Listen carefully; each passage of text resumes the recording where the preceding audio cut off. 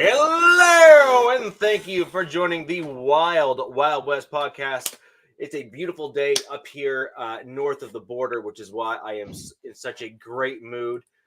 It is my kind of weather. Everyone else around me here hates it, which means I love it because that's just the way that I roll. It is a nice, brisk, and sunny day, which is literally my jam. But I digress. We have a great show for you today on the Wild West podcast, where we're going to be going into some AFC West news. Obviously, my Denver Broncos had a pretty big announcement earlier on today, which we will go right into and have a discussion amongst us all. And we're going to go into a little bit of a review in terms of what we saw from our preseason game 2. And Jack, our teams both made big decisions this week, which we'll discuss the Raiders as well. So it's not just my Denver Broncos who made some key decisions. It was also your Las Vegas Raiders. Just quick introductions for those of you who are joining us for the first time. My name is Richie Richey of the MHRT Network. I am one, but not the only Denver Broncos fan north of the U.S.-Canadian border. I am Canadian, hence the A at the end of my name. If you literally need to look that up. We'll have to have a long discussion later. What is this about? Yeah, it was just, I'm just ooting a boot, right? You know, the whole thing. I'm going to take up my garbage and then have a chocolate bar, not a candy bar. And, we'll go down the whole, gamut of things. But over here directly to my left is the one and the only, the real Alex Gibbons. You can catch him in 3 different places, obviously on this show here with us. You can catch his written content over there on Arrowhead Addict. Honestly, if you want some really cool Chief stuff, Alex's articles are among the best by far. And coming up in 2 more weeks, if my math does me correct there, Alex, you and Coach are going to be spinning back up the lightning fast fantasy podcast over on the Lockdown Defense channel. Your math is correct. And I'm going to take this opportunity to also, once again, shamelessly plug both the Lightning Fast Fantasy podcast, but Coach and I are working to put together a league that we're going to implement into the show. I believe we have about 10 people now, 9 or 10, trying to get to 12. So any viewers, any of you on the panel here, if you guys are interested, let me or Coach know. Winner will get $500, no buy-in. So compute that out. And, what do you got to lose? And it's Alex's money, too, so that's even sweeter. And Coach's. Absolutely. Makes you want to play. Yeah. Coach is a Charger fan, though, so I feel a little bad taking his money. Yours, I'll happily take. I'll take them both. I love these guys, but I'll take them both. All right. Dreamweave. Dreamweaver. Get at me, buddy, on Twitter, I hope you would go ahead and join in. Our X. And just down below, we got the one and only Jack Kenna representing his Las Vegas Raiders on the podcast today. Obviously, Nation. From, Raider Nation there, and all quarterback position amongst just some other things as well. And down at the lower quadrant here, we got Monsieur Roberto. Where he is trying to claim Herbert's back at practice. Notice how, like a true Californian, he left out the back half of that particular comment. And headlines, Rich. Yeah, that just says it all. The media class has paid off. Oh, 100%. Yes. Yeah. I'm graduated now, Rich, if you didn't know. So. Well, I did, and that's why we can always look at your headlines and trust that there is substantial omissions and likely some falsehoods included in them as well. All about ambiguity to get the clip. Yeah, exactly. I've been trained well, Rich. Like any good mainstream media person, you simply just leave out the important details and let everyone guess. It's funny you say that because literally earlier, so the local paper here, they blast their articles everywhere, but every time I click, it's like, you used your one free view. So, get it for 99 cents. And I'm always like, F that. So I see they had this, I think Burger King closed down, and they put this headline today that's like, up and coming food franchise going to be at this location. I'm like, Wonder what this could be. Click on it.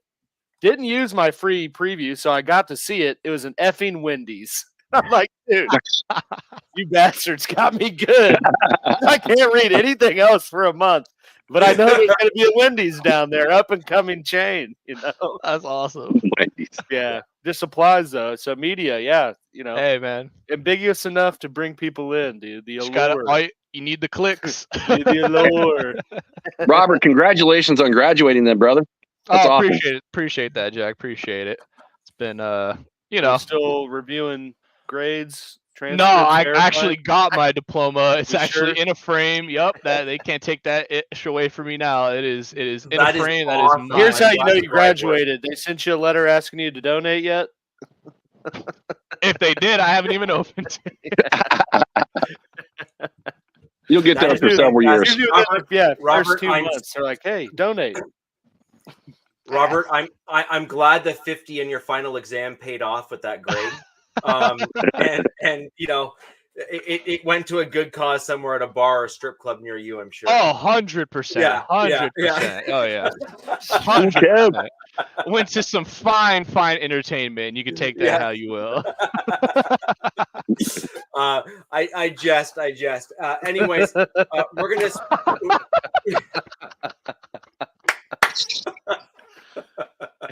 I just work in this room and there's a black couch. What? Why is this place eerily familiar? What is this? So, anyways, we're gonna be spinning up some pretty interesting stuff on today's show, guys. We're gonna start off with some AFC West news. I may as well start with the Denver Broncos, considering that's one that insert those buzzers and the flashing lights and all the other nonsense. You will quickly realize that I am not your typical Broncos fan. Very, very quickly, actually. Where I'm not going to be doing backflips on the rooftops, and I'm not going to be, spewing up random tweets on X about how this is like the greatest thing ever, and yada yada yada. I'm still maintaining what my previous take was, which is, from a numbers game perspective, it is typically better for your team to kind of like ease your starting quarterback into that role. Now, on the same side, it is undeniable for you to look at what we saw from preseason and say that rookie showed poise. He had pocket presence. He recognized pressure. Like, my point here is two things can be true, but there was another quarterback who showed some similar traits in preseason. His name is Patrick Mahomes.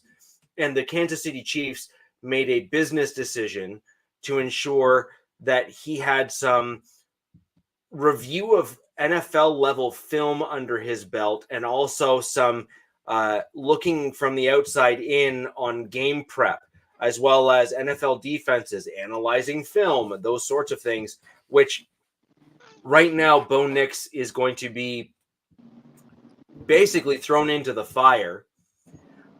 And relying heavily on his head coach's direction as opposed to necessarily his own instincts at that point, which may well work out. And you know what? As a Broncos fan, I hope it does.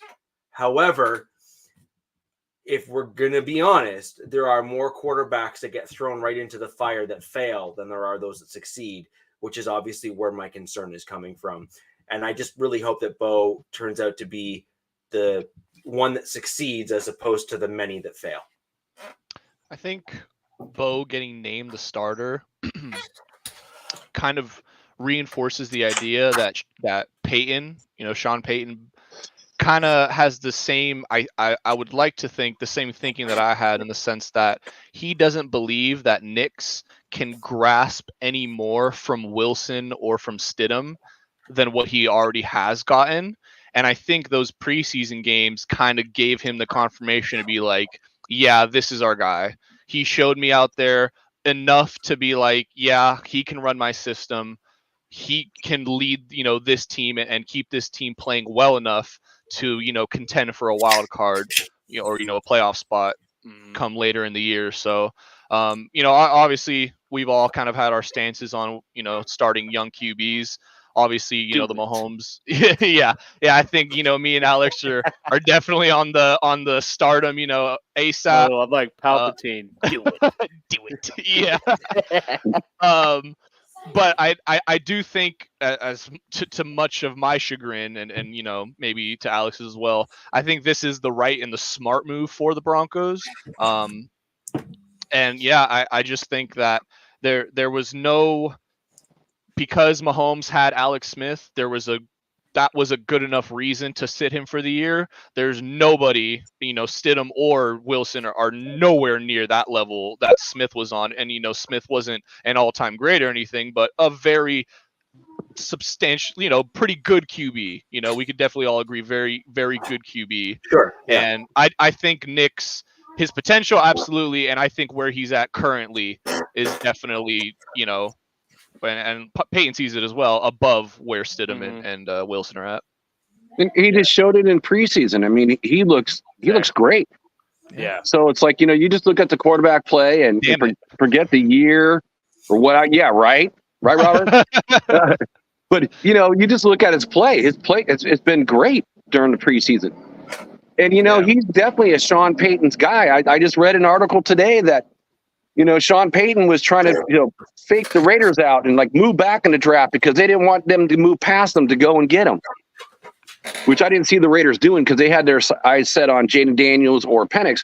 But that just shows you how much Sean Payton watched his film and liked what he saw. Yeah. And he went out there and it's like a hand to the glove. It's working. It's a nice pairing. It is. My thing with it is just from seeing not only the first preseason game, but then kind of the double down, or at least seeing the ability to move the ball in some coherent fashion from Nick's, the next week. I think he kind of just pretty much showed that, you're already getting the same out of Nick's now in running your offense that you probably would have gotten from Stidham or Wilson, if not a little better.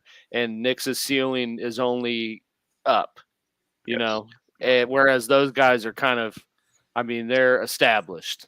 So there's really no point. Like, I think they probably obviously kept Stidham around for the fact that he's just been with Peyton and is a vet, and brought Wilson in as kind of an insurance in case the QB we get is just not ready. At least we know this guy has no problem going and just getting stabbed a million times, and just move on. But then they got Nix and it, like Jack was saying, that was their guy. They got him. It's so far fit into what Peyton wants to do, and like I said, he's I think already shown the same ability you would have gotten out of anyone else in the room. And he only has the potential to get better or be even more effective every week, where those guys are kind of just stalled out at where they're at. And DZ that's a great comment, DZ. It's like, I saw that. I was like, wow, I've been watching this like since, my first game since 75. And wow, for him to be the second one to start as a rookie, but he's earned it. Yeah. Send one of your QBs to LA. I'll trade for him. I have a few general comments just on kind of what I've seen from Nick. So I think two things can be true, and I think this is what so many just generic fans that just assess things kind of they take offense when comments like these are about to be made, and it's because they operate off of pure emotion as opposed to actually taking a step back and thinking about what's actually been said. Bo Nix to date has not actually played in a game type scenario against any NFL starters, really. And whoa. And no, but like, and this is where my hesitation comes from a little bit, which is, in addition to that, Bo Nix has not played against an NFL defense that is adjusted their game to his based on game film either.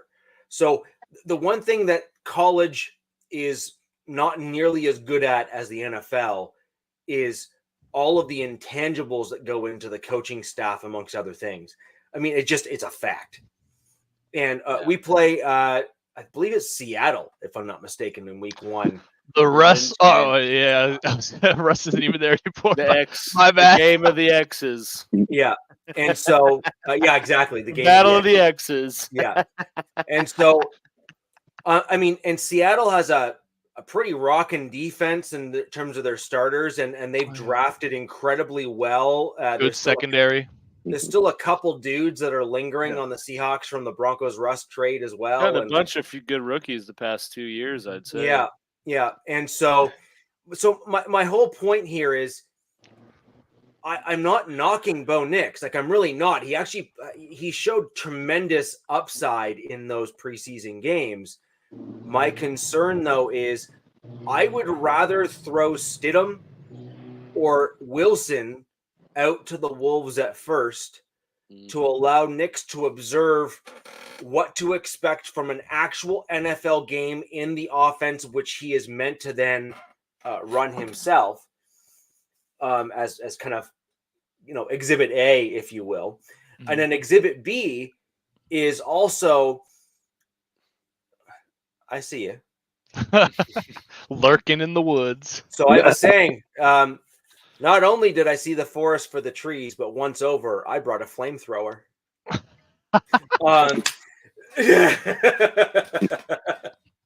Sacrificial Stidham. Yeah.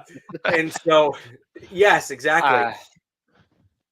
And so the point is, he's kind of lacked that initial NFL, starting kind of element of against guys that are kind of targeting him, playing for him, etc. And then I think there's a benefit of seeing Stidham and Wilson either do well or struggle. Either or is actually somewhat beneficial to him, but also see them attempt to prepare as they're going against an opponent that both they are game planning for in a granular level, but also from an offensive and from a defensive perspective. And so that's kind of number 2. And then the last one is, I encourage everyone to go back and actually watch the game film of when Bo Nix was playing. And this is to Sean Payton's credit. However, if you just watch and don't pay attention, you would miss it. Bo Nix did not play the same types of snaps that Stidham and Wilson did. The plays were totally different, at least a good percentage of them. And what I mean by that, just to be clear, is Wilson played far more shotgun than both of those other quarterbacks did. Whereas Sean Payton actually does prefer to play most of the games, or a good percentage of his game, from under center, because it allows more flexibility in what you can do and how you can do it. But obviously, Sean Payton, being, they call him a quarterback guru, he's intentionally catering the game. Yeah, the whisperer, if you will. He did what he wanted to do to try to allow Nix to look better and feed into what he was used to playing in college. And in college, Nix played a lot of shotgun. He's still pretty effective, though. He only had 8 and 9. I am not saying he wasn't, and I kind of added as a caveat kind of before I went into kind of those 3 points. You did. But and I got to say this is that, that just shows that you got a good head coach. He's tailoring the system around what your quarterback can do for each of these guys. So, right.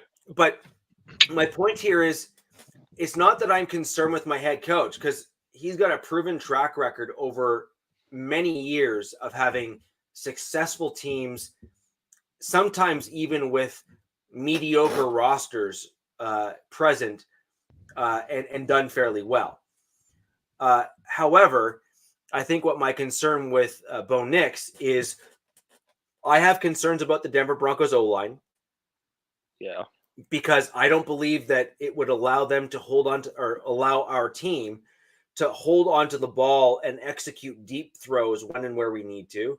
I think we're going to be kept to kind of the shallow deep ball to the intermediate and short pass, which I suppose, to our team's credit, that is kind of Peyton's game to begin with.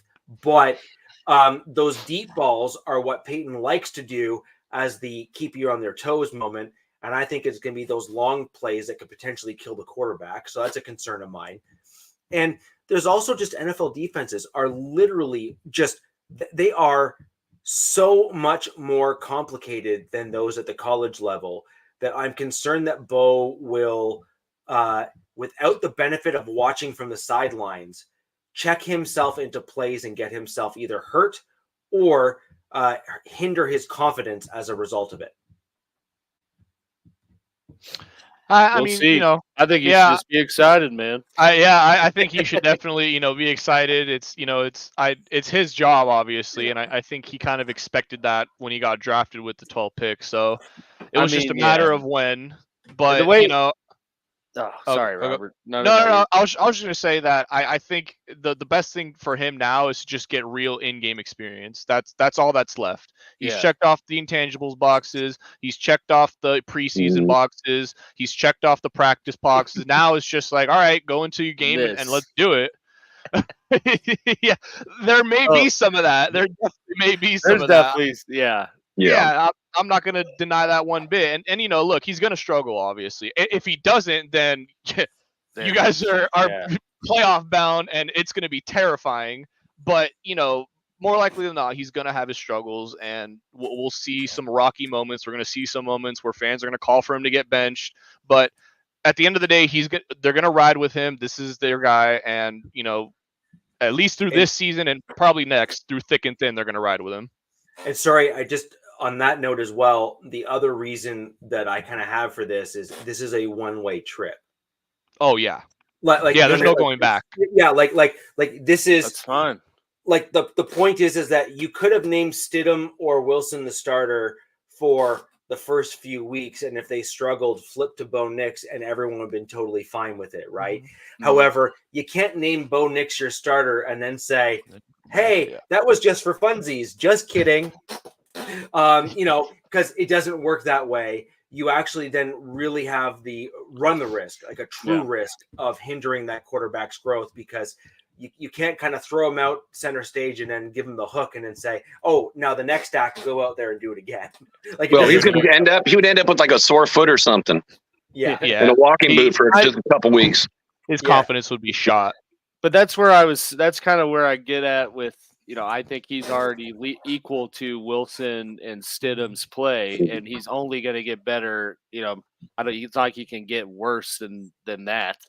You know? Yeah, if his basement is Wilson's ceiling, is what's in your room, then I mean, why not? And you know, it's like the optics I was saying last week. If you don't incur the largest cap hit in history to get rid of a quarterback, take a quarterback with your first round pick and then sit him behind the guy who was like literally the Jets garbage, and Bo Nix backed up in Auburn. So, which is like full circle. That's not being talked about, but literally Bo Nix was Stidham's backup at Auburn. Now Stidham's is his. But the one component too is, you know, Bo Nix is not like your traditional 21-year-old quarterback. I think he's 24, isn't he? Yes. So I mean, so you also have a little bit like if you sit him for a year and then you play him out, like I mean, at the end of his rookie deal, he's going to be 30. Where you're looking at his second contract, he's going to be 29 going into 30.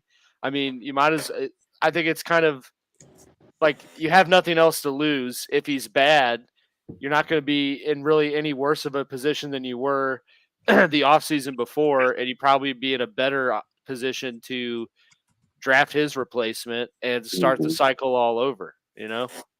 Yeah, it's not like Jordan Love where he was young enough that you were able to sit in for those years, and you know, by the time you had to pay him, he's not as old. I just think it's funny though, like even on ESPN and NFL Network, they talk about it's been proven time and time again, you know, you sit behind sit and learn, worked with Mahomes, worked with Love, and I was like, yeah, those are the only two they bring up, and it's like two very unique situations. Like where every other, like, you know, like we talked about last week, like one was a Hall of Famer, Hall of Famer, back-to-back MVP. The other one was, you know, a serviceable, semi-elite, the best of the average QBs.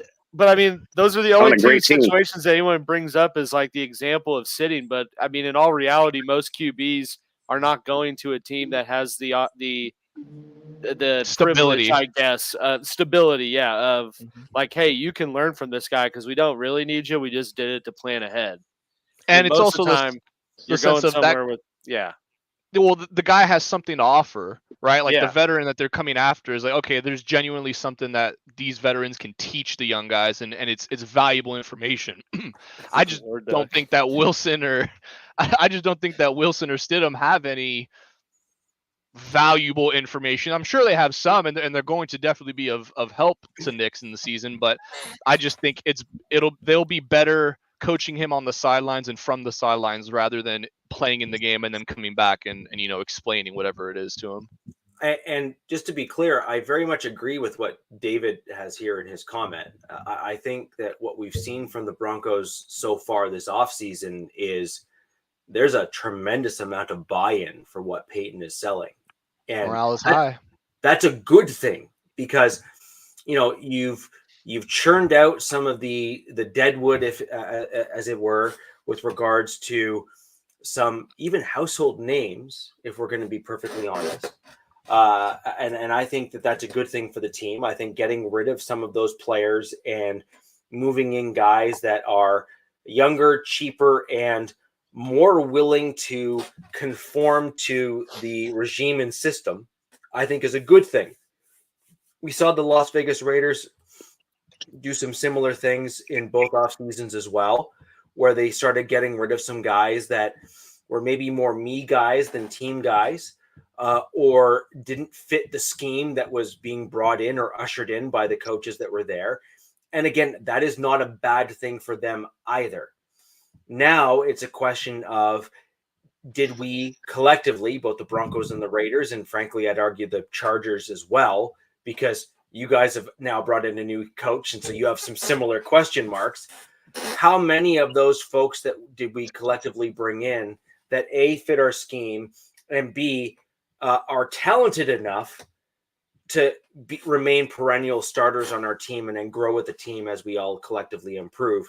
And frankly, all three of our teams, with the exception of Alex and his, we literally have very similar questions to answer. And I think that our fan bases collectively need to come to that realization pretty quick.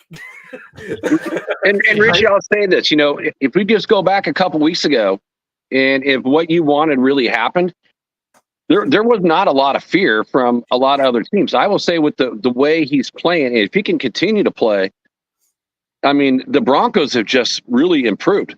I mean, it's almost like a night and day. It's like a light switch. So I'm hoping it works out for you somewhat, not all the way, but not I would say the Broncos they sound much scarier today than they did just a couple weeks ago.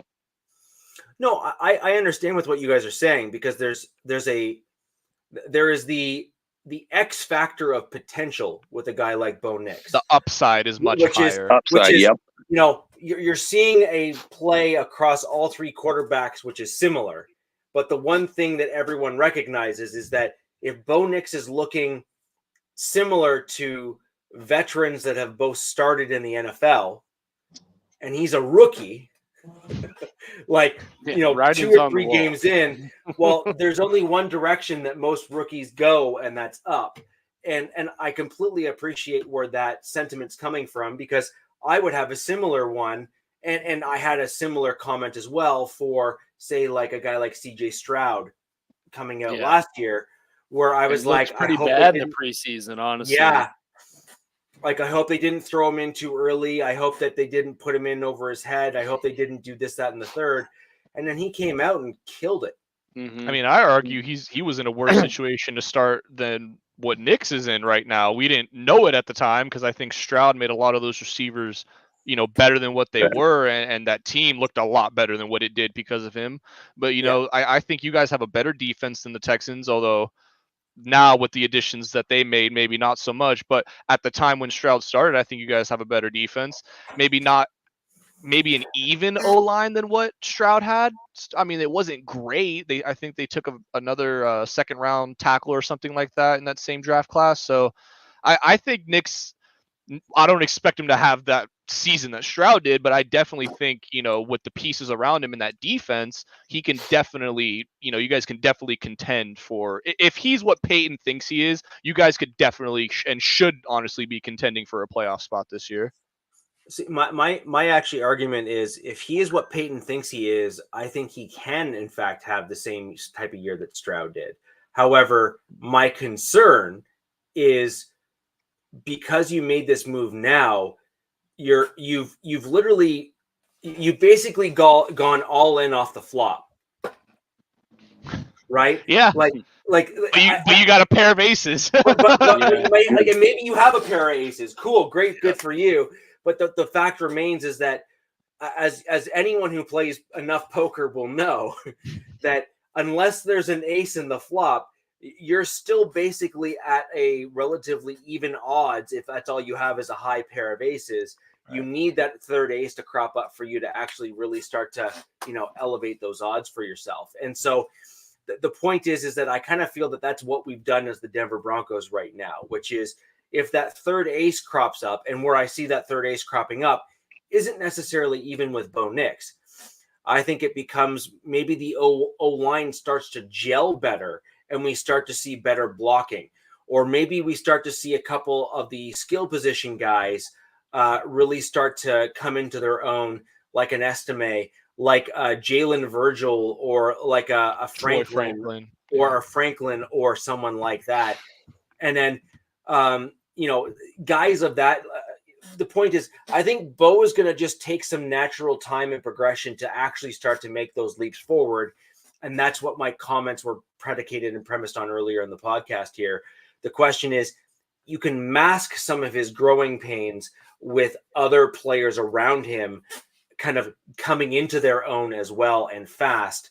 And frankly, those other positions are kind of primed to do so, simply because they require a lot less canoodling upstairs than the quarterback position, because the quarterback position is just such a data intensive one at the NFL level that I think it will legitimately take him a full season to get up to his own the proper speed, at least.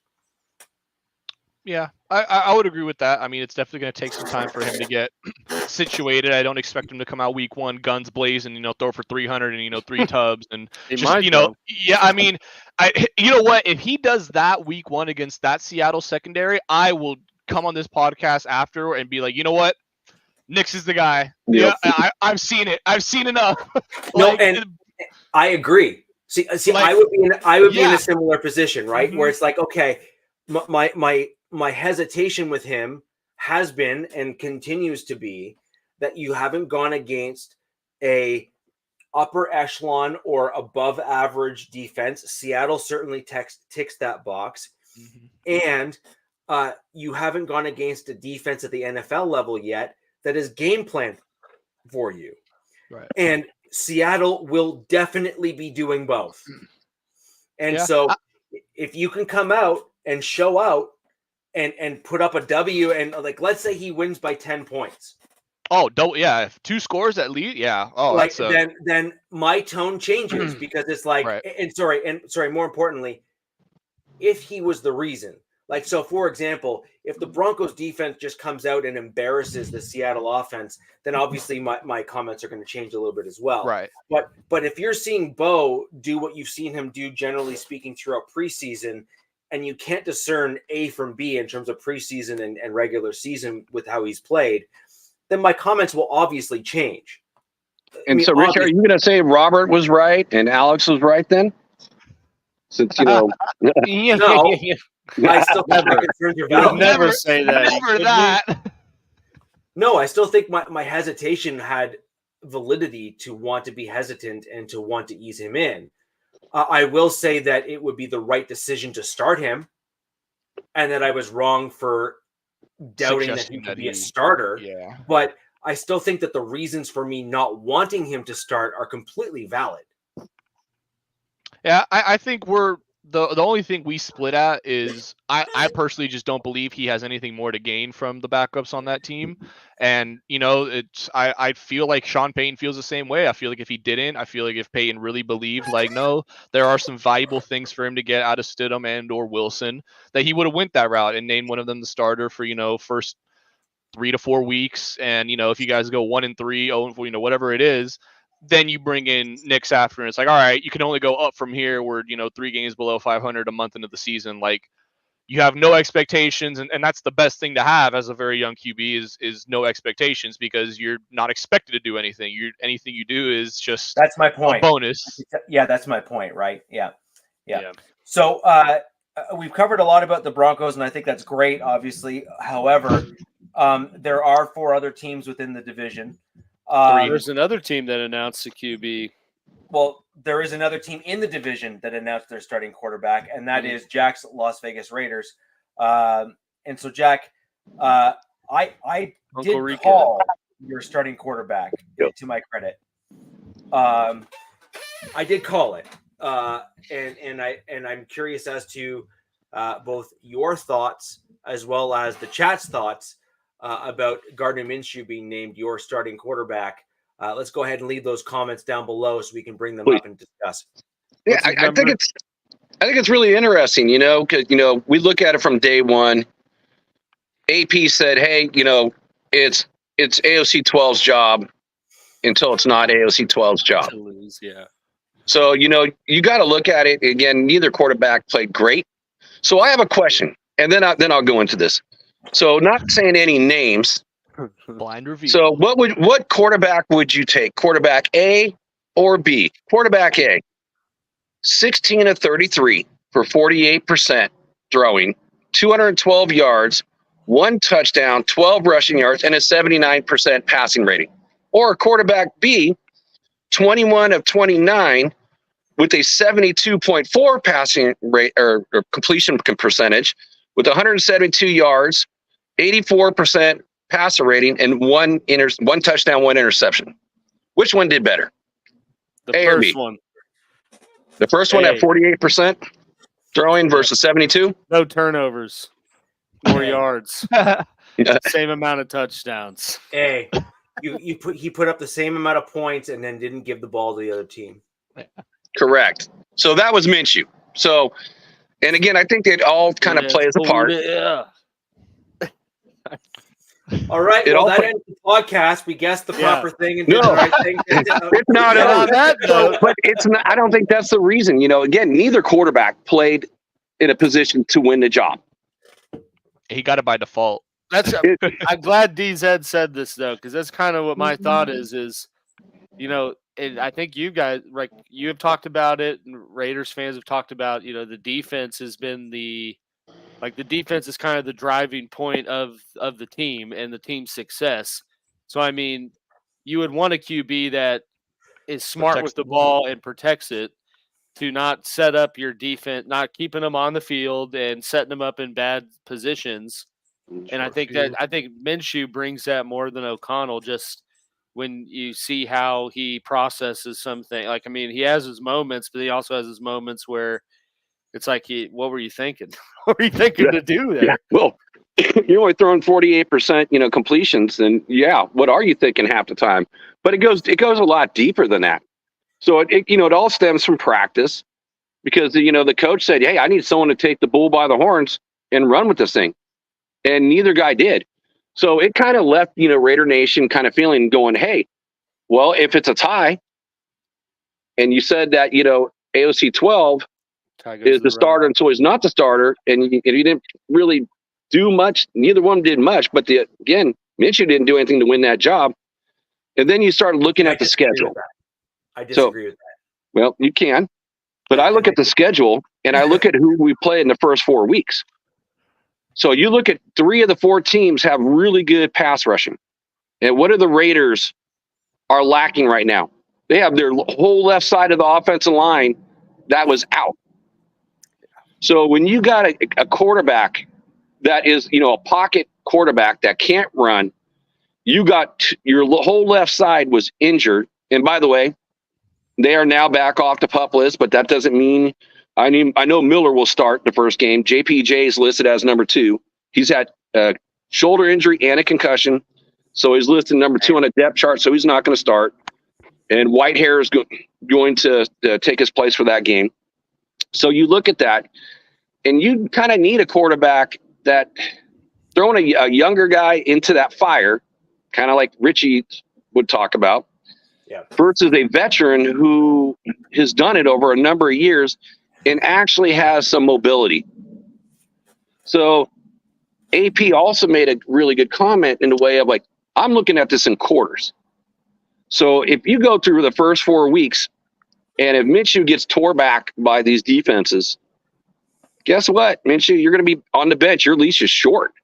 Yep. So I think it was really a smart move. I need Rick to say if you got 2 QBs, you got none. You have none. Where's Rick? Rick, say it. Come on. Oh, that's Madden right there. Yeah. I say it myself. Yep.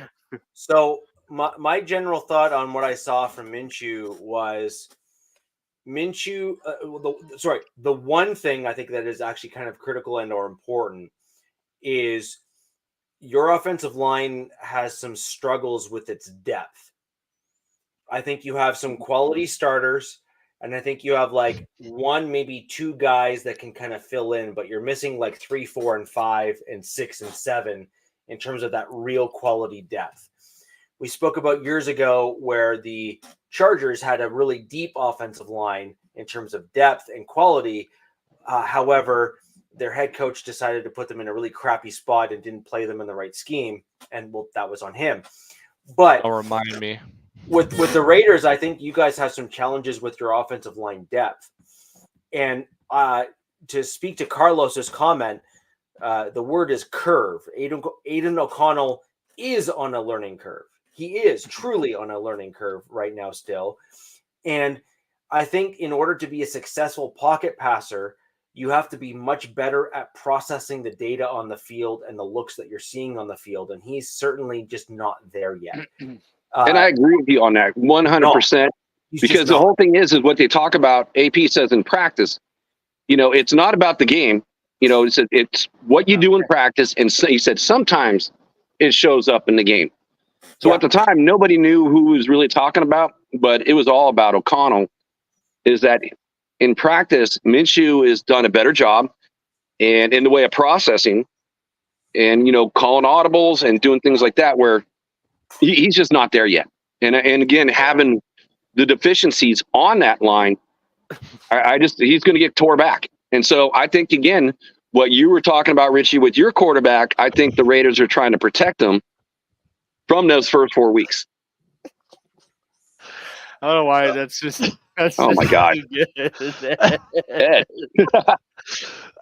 caught me so off guard. Yeah, it's like we were talking about Minshew, and then I look over and I'm just like, what? Oh, man.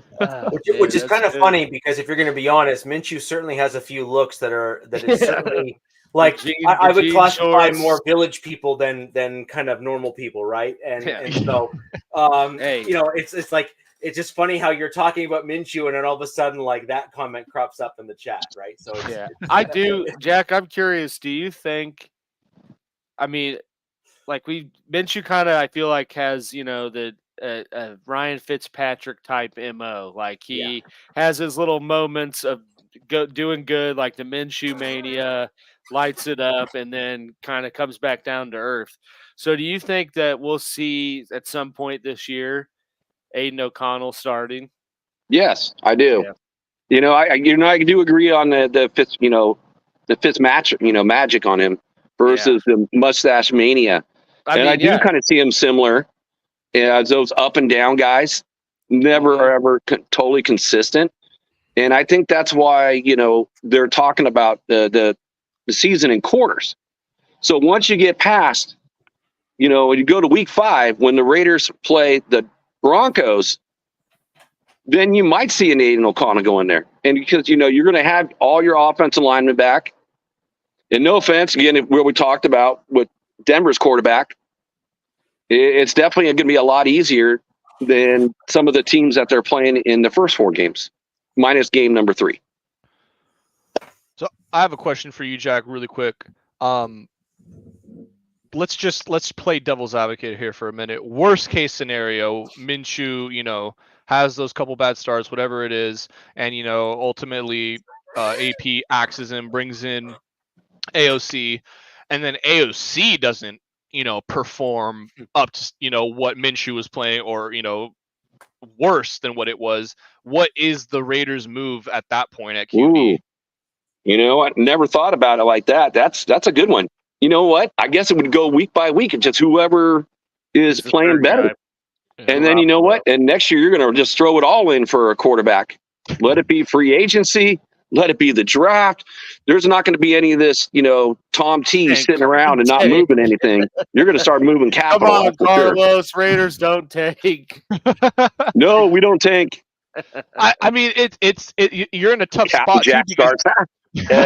It's Carter Bradley's time, baby. It's Bruce's time to shine. Yeah, because that's a tough spot too. Because if you're somewhat competitive, if that defense is what you guys expect it to be, and it's elite, and you guys are kind of right there, a game or two 500 with this bad QB play, like, are you going to be in a position to take a QB, or are you going to have to sacrifice some capital, have to move up? Like that's I don't think that's something the Raiders have really kind of thought about long term going into it. Purpo, super. Yeah, no, I don't. I there's no tanking in my vocabulary, and I want them to do well. It really just depends. I mean, again, it's a wait and see, right? AOC had 5-5 or 5-5 last year. He's on the bench. I think they're doing that on purpose, just to kind of shield the kid.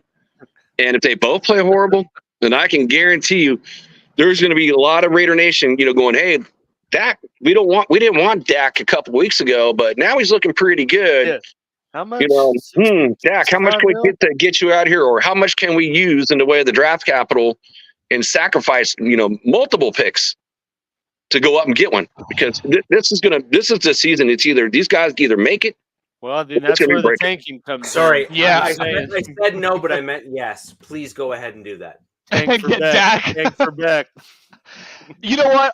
On paper, the AFC West, if the Raiders got Dak, on paper it would be the best QB division. Yeah, loaded at QB. I think that's a very real possibility. I think this is a stopgap year, and next offseason the Raiders get their QB, whether that be a free agent Dak is the definition of a wall. Or a wall.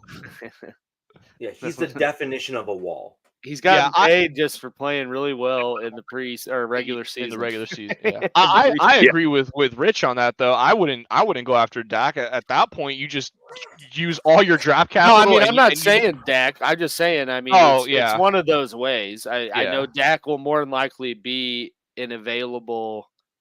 probably an available QB, but I mean, that's what I think this year is just the Raiders see, okay, let's see how good our defense is.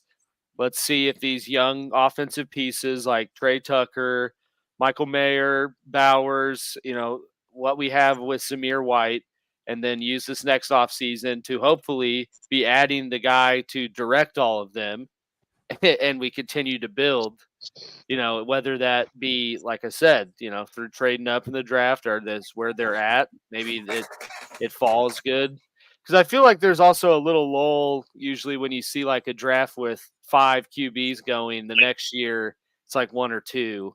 So it may be a better opportunity where you don't have to, move up aggressively or anything. But I think ultimately, we'll see Minshew probably for 4 or 5 weeks. 4 games. Yeah. I mean, like I said, that's what he said. Quarter. Lose a game, then it'll be O'Connell, and then back and forth. But that's the thing, O'Connell, he's got way more upside than Minshew, but you know what you're getting with Minshew. So, all I can say is that as long as he's a game manager, and like you said, don't turn the ball over, just manage the game, and you got a good defense. Yeah. That's all they need out of either of those QBs. It's going to be the battle of who turns it over less. I think Minshew is a good QB until he starts feeling himself, and then he thinks he's someone cocky. Else.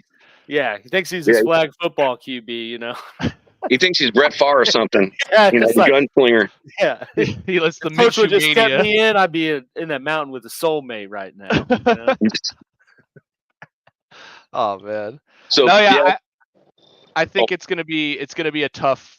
Well, I think it'll be a tough season for the Raiders if neither of those guys can give you consistent, solid QB play. Not even like superstar or Pro Bowl caliber, but just like like you said, no turnovers. Let the It's defense. literally the turnovers, man. Yeah, let like the defense do their they job. Go look up Aiden O'Connell's stat line when the Raiders won on Christmas. Just go What, look at that. Like 7 passing yards in the second half or something. Yeah.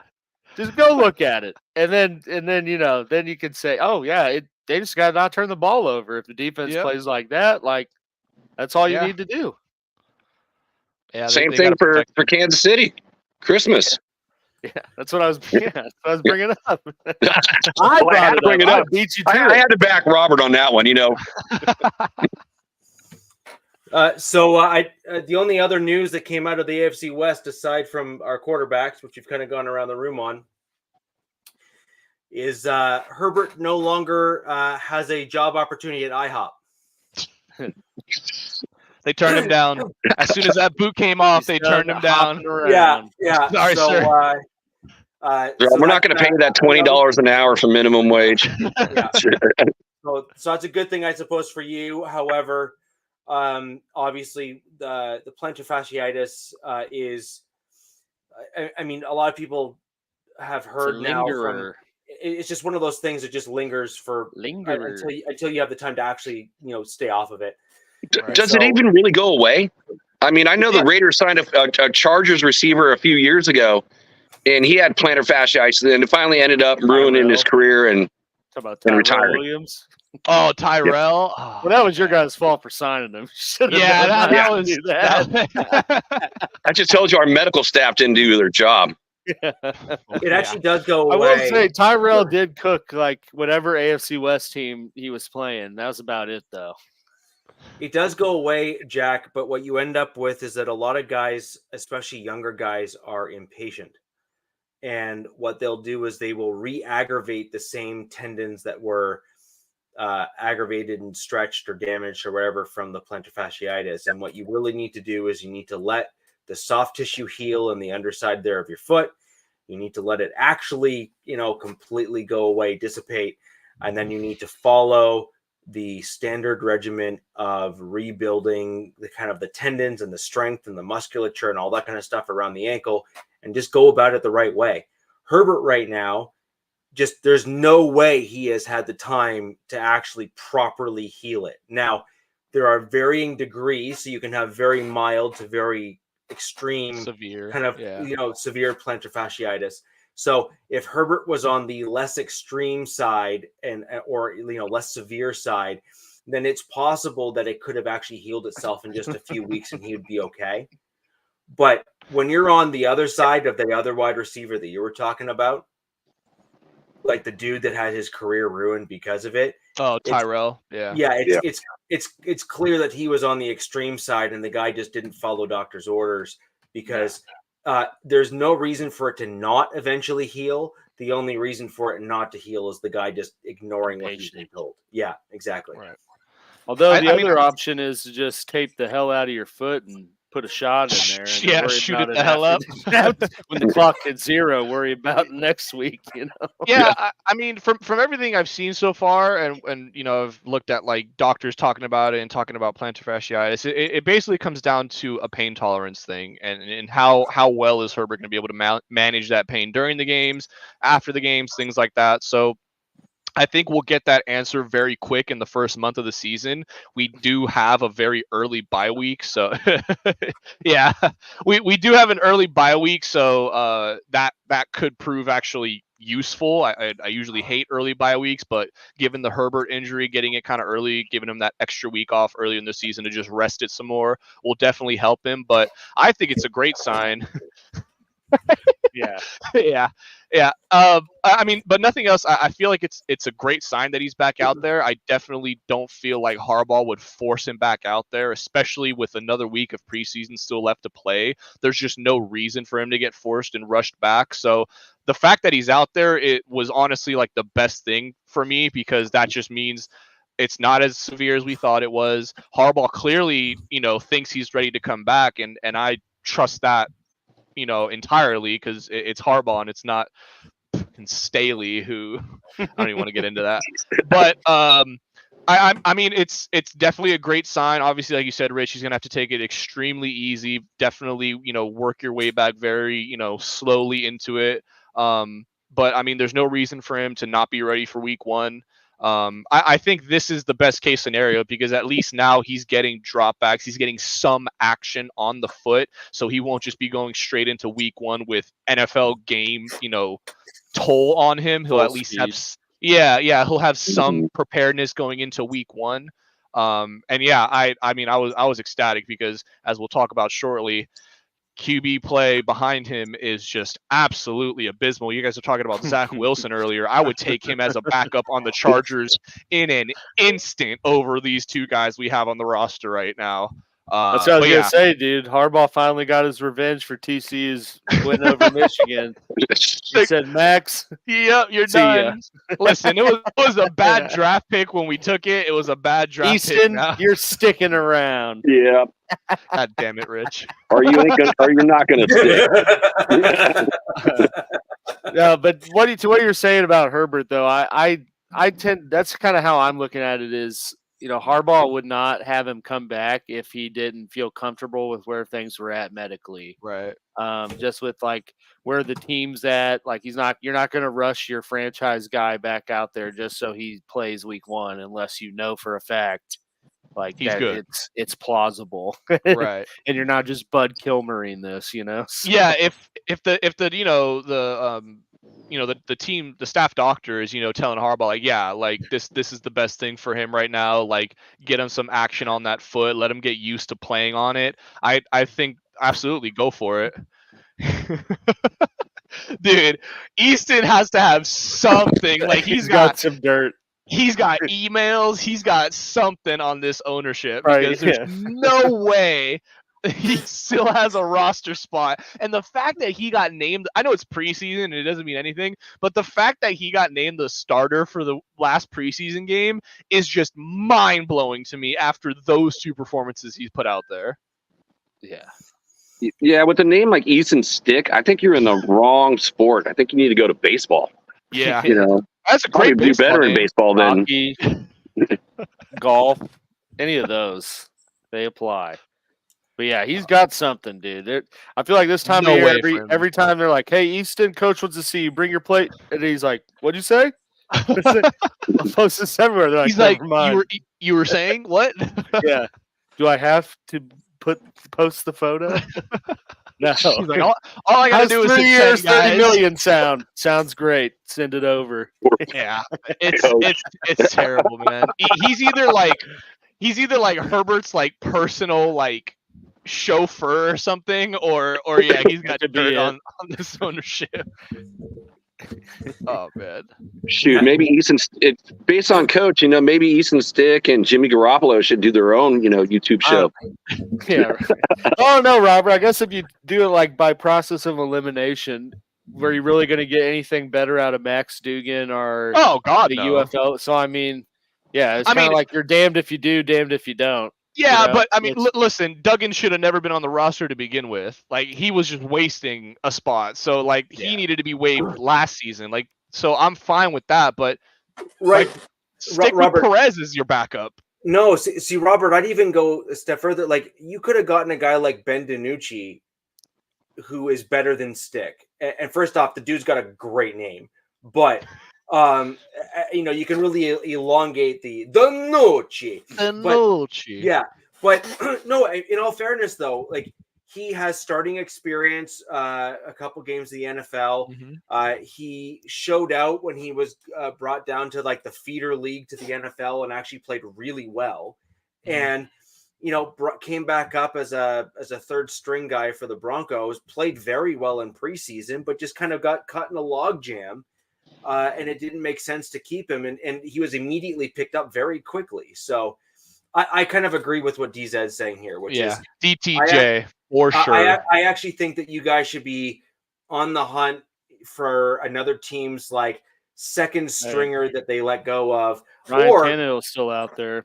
Or I would happily take Tannehill. Yeah, or another option for you is look to trade like a about it. really inconsequential draft pick, like a seventh or a sixth, and try to nab a reasonable backup from another team who would happily take the draft capital and roll with someone else. Like, you're going to have teams like the Broncos who have 3 fairly competent quarterbacks within their quarterback room, who all 3 would do better than what you have in Easton Stick. And so a 7th round for someone like that is a steal to solidify your team going into this season. So, and the Broncos are calling not it right now.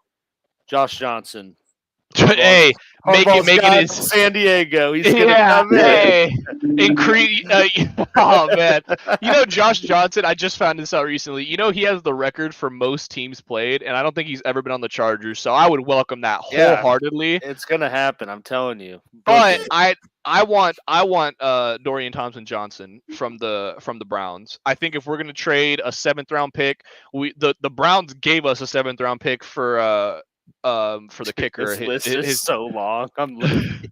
Awesome. He hasn't played for the Chargers. Played for the LA Wildcats. Whoever that is, he was on that team in 2020. Hey, like I said, I would welcome that with open arms. But yeah, the number one choice for backup, 100% is DTJ. I mean, giving up a 7th round pick for him, that's like you said, Rich, for somebody that is a substantial upgrade from what we have in the quarterback room right now, backup wise, 100% that's worth it easily, because there may be a game, 2 games where Herbert, that plantar fasciitis, flares up. He has to take it easy for a week or 2, and he's somebody that could come in and give you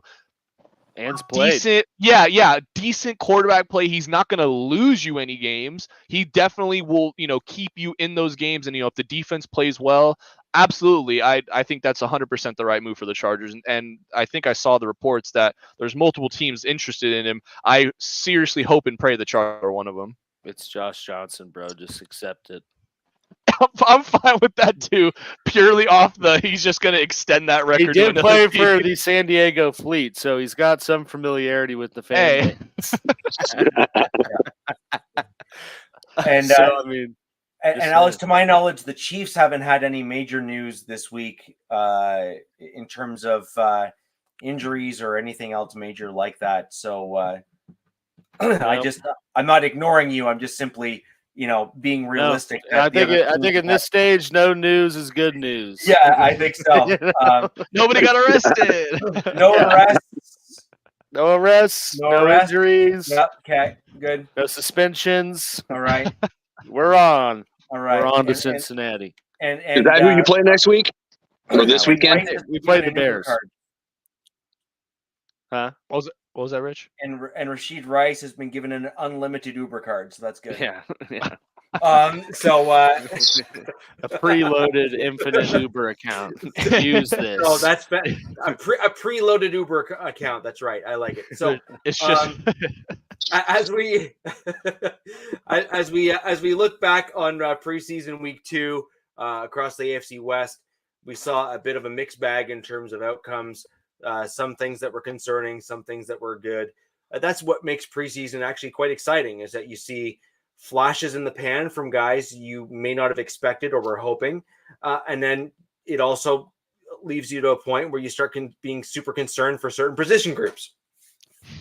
So, and I think each of our teams have varying concerns in different areas, and that's great. And that's why we have a show like this where we can kind of hash those out and bring them front and center for everyone who are fans of the show, and they can dig into those. Before we go any further, though, in the show, guys, for all of you joining down below, if you can click those thumbs up buttons, it really does help others join the show, find this content that have similar interests to yourself. If you're a fan of the Broncos, go ahead and click that like button. If you're a fan of the Chargers, click that like button, because we're all fans of football ultimately, and getting more just like you into this show is the name of the game, so we can start getting a super lively chat as well as some interesting discussions going as it pertains to the nuances of various players. So as we look ahead to what we had for the Denver Broncos, in the preseason. Obviously, Nick's playing was again made national news and headlines and some other things because he played pretty well. But we did see a bit of a flip in terms of Wilson versus Stidham, whereas Stidham played better than Wilson by a little bit, not by a lot, but by a little bit. And that also kind of flipped the script in terms of some Broncos fans who were pounding the table for Wilson to overtake Stidham, where they kind of started having some pause to say, is Wilson really the guy or is Stidham really the guy? Ultimately, I think the Broncos are going to be hard-pressed to probably not keep all three QBs. And that's going to be very interesting when it comes to roster composition. Like super Richie, you don't want a seventh rounder, from the Chargers for whoever your number 3 is going to be? Wilson, No, I would. Oh, hell no. Hell no. He'll be lucky to get a 6th round. Well, I'll take a 5th for Wilson because he has a lot of starting experience. What'd And you give up for Wilson? No, I can't remember. In benefit and in fairness to Wilson, I think there's going to be far more soccer moms in LA for him to pick from. So he may actually take a discount for going there. So we'll see. It's the MILF discount. Yeah. The milk discount? What'd you say? Yeah, Oh 2%. Yeah, he'll take the 2% discount. Yeah. Yeah. I would take that in a heartbeat, though. Wilson as a backup, and he would be a perfect backup for this system. I think even more so maybe than DTR. Yeah, we don't want him to corrupt him. Right. Yeah. No, but honestly though, like purely football, I think he would genuinely be like the best backup for Herbert because they have very similar tangibles in terms of arm talent and Yes. I think Wilson has maybe a little bit more mobility or they're very close, probably more so now because Herbert with the plantar fasciitis, but I think that would be and I think behind the O-line, which I'll talk about in a little bit, I am very excited for this season. I think if that O-line stays healthy, I think if we had Wilson as a backup behind that, we could definitely win some games. Well, I also think that with Wilson as your backup, I think you could throw him in for a few plays to give Herbert a break and have him perform certain things and have certain plays or even a mix of plays because he does have starting experience and kind of pull what Sean Payton did with, Breeze and the other guy that I can't remember now, the mobile Taysom Hill. Yes. The tight end QB hybrid. And kind of go but obviously Wilson isn't like that kind of like Swiss Army knife style player, but you can Both run BYU though. Yeah, you can run like Wilson out on a naked boot. You can There's a soccer mom. You can also favorite have thing, naked with boots. Yeah. You can also have him run a whole bunch of other types of plays that Herbert, because they, like you said, they have very similar skill sets. So it really put you in a pretty interesting position to spell Herbert, to give him a break and that sort of thing. 1A versus like a number 1D kind of thing. Right. Sounds like he's trying to sell you, Robert. This trade's going to happen now. Hey, listen, for nothing give us more. A fourth. For nothing more than a 6th round pick, I would 100% make that deal. Fourth, and he stocked the locker room soda machines for a year, dude. We don't. Well, there's always what's this guy kid's name? The Raiders let go from Oregon. Was it Anthony Brown? After they picked up Nathan Peterman, so he's out there. Yeah, I feel like Herbert, backup wise at least, he's never had a consistent backup in the sense of like, okay, if he has to go in for a game or two, we can win. Like we're not going to go into these games like, oh, all right, Herbert's out, so it's a wash. And that's basically what it is when you have Stick or whoever else right now is in the QB room out there behind him. So I think it's absolutely worth it. I mean, those late round picks can be useful, but I think it's absolutely a steal, like Rich said, to get somebody with some starting NFL experience as a backup.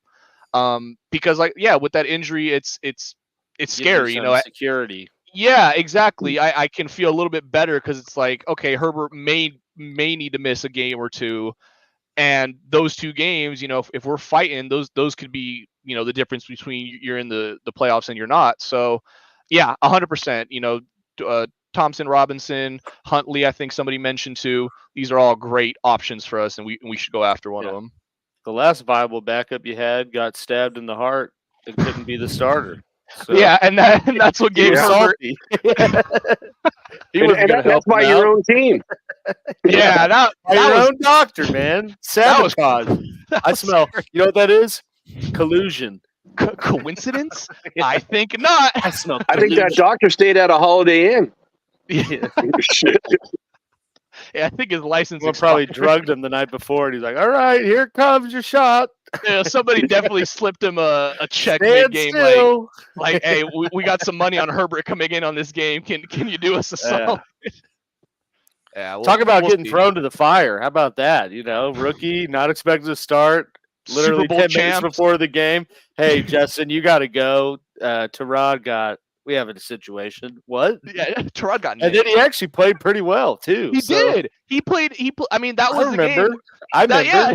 Yeah, I remember. Yeah, that was the game. But see, that's something like with Knicks. Even if Knicks, I feel like has that kind of performance. Yeah, they flew him in. So this is the doctor. My name's Jeff. My name's Jeff.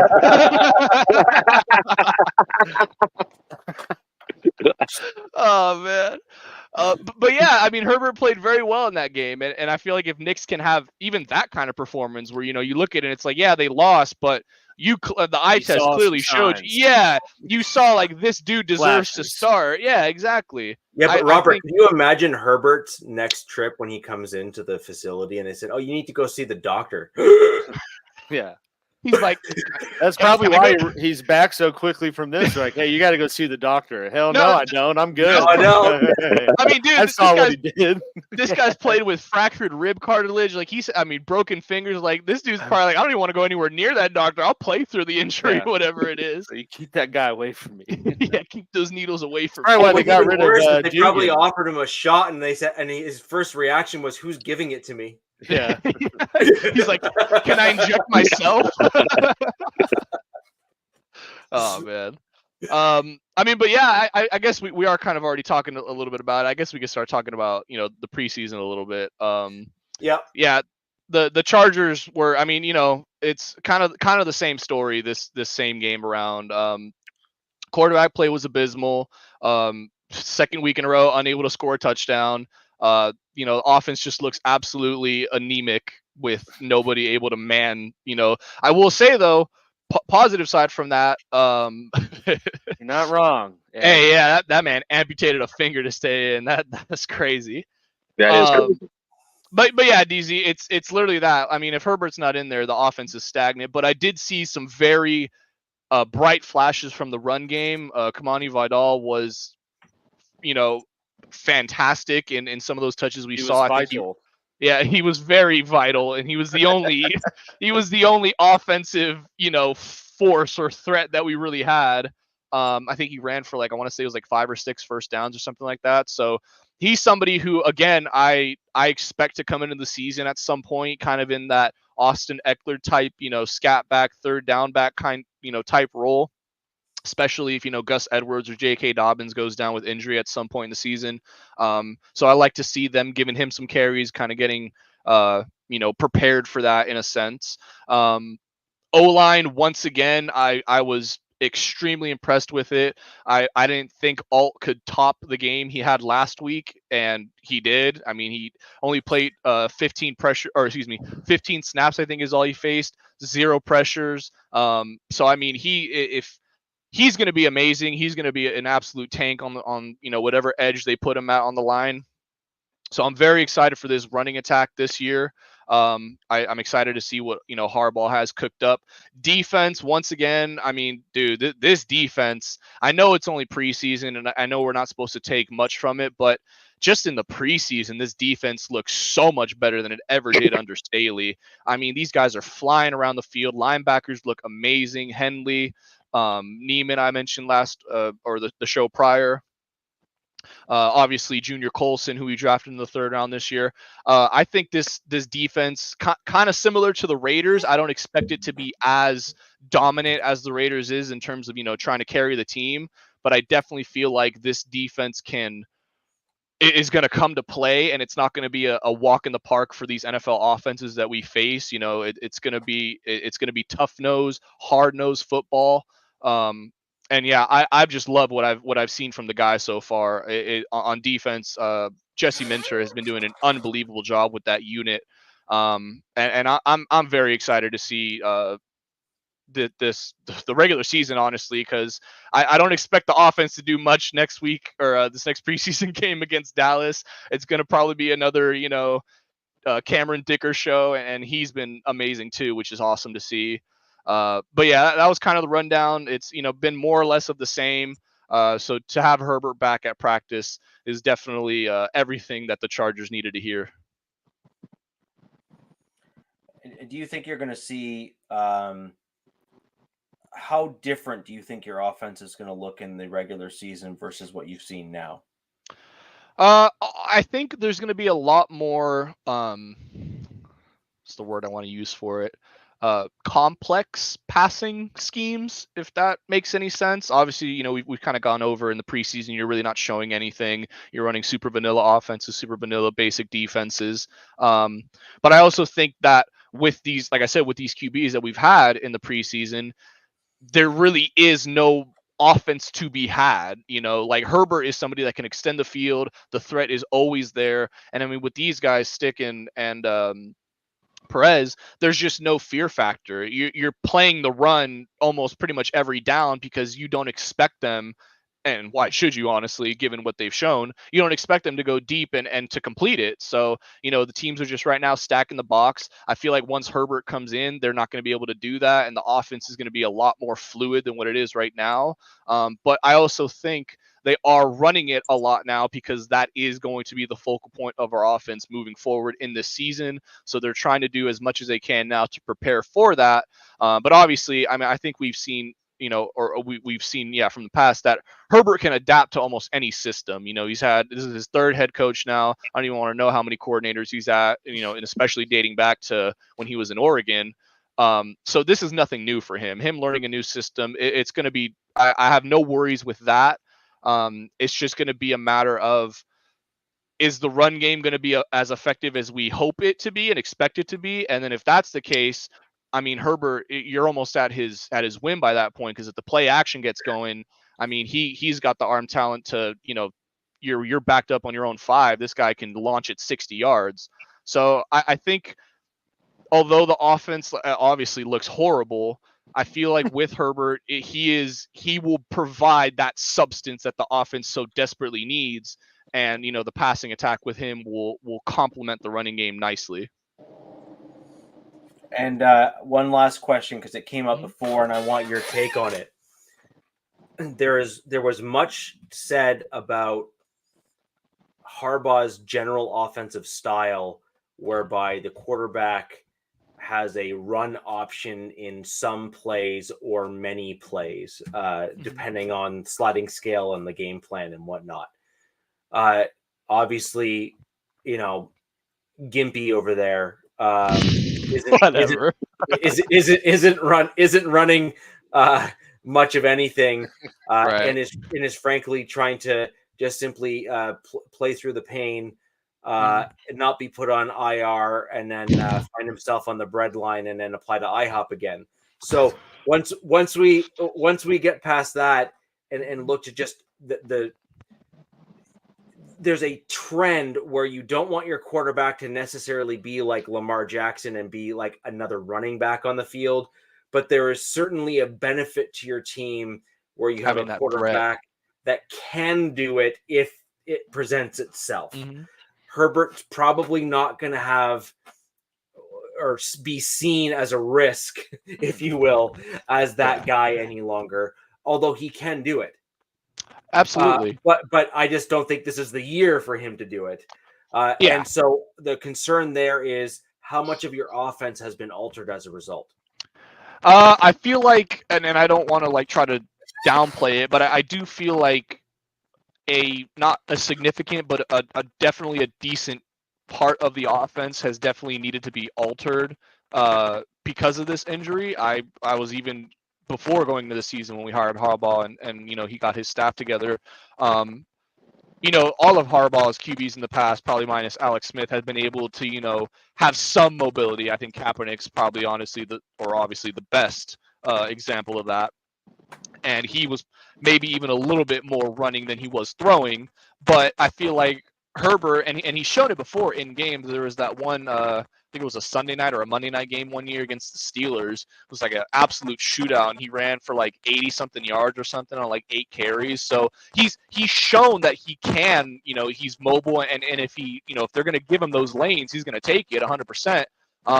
But now I think Harbaugh's probably had that talk with him, like, hey, like, I know your first instinct when you see those lanes open up is to go for it, but maybe take just like that extra half second and kind of really think like, okay, can I get there and get down with, little to no contact? Or is this going to be something where like, yeah, I'm going to have to fight for it. There's going to be 1-2 guys trying to tackle me as I try to get these yards and, take that into account. So that part of it is I'm definitely a little bit worried of it, but to counteract that, the fact that I see him out there at practice already when I didn't expect him to see out there until week 1, that does give me some more confidence that maybe we can open it up a little bit more if he gets a little bit, used to playing with it, I'll say, if he's able to manage it properly.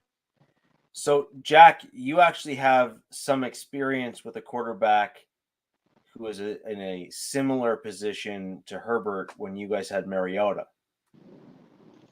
Mariota was prone to getting hurt. He just was. And had some challenges. And Herbert has some wheels despite his size to move around. Mariota was known for kind of, being mobile, but then came to the NFL and found out real quick and to his detriment that NFL players are much larger than they are in college and they can actually do damage. And Herbert is in a similar spot. So with those types of quarterbacks that want the ability to run, and I don't disagree, Edward, he certainly struggled, but he was on your team and certainly had some games where he actually played well enough to win games. What were your concerns with a guy like Mariota, Jack, that you think maybe Robert and his Chargers may want to learn? First, Ruckus, I hope I don't look like Captain. That's for sure. But number 2, I was actually happier when Mariota ran the ball than threw the ball. Right. Yeah, right. He can only complete passes to himself.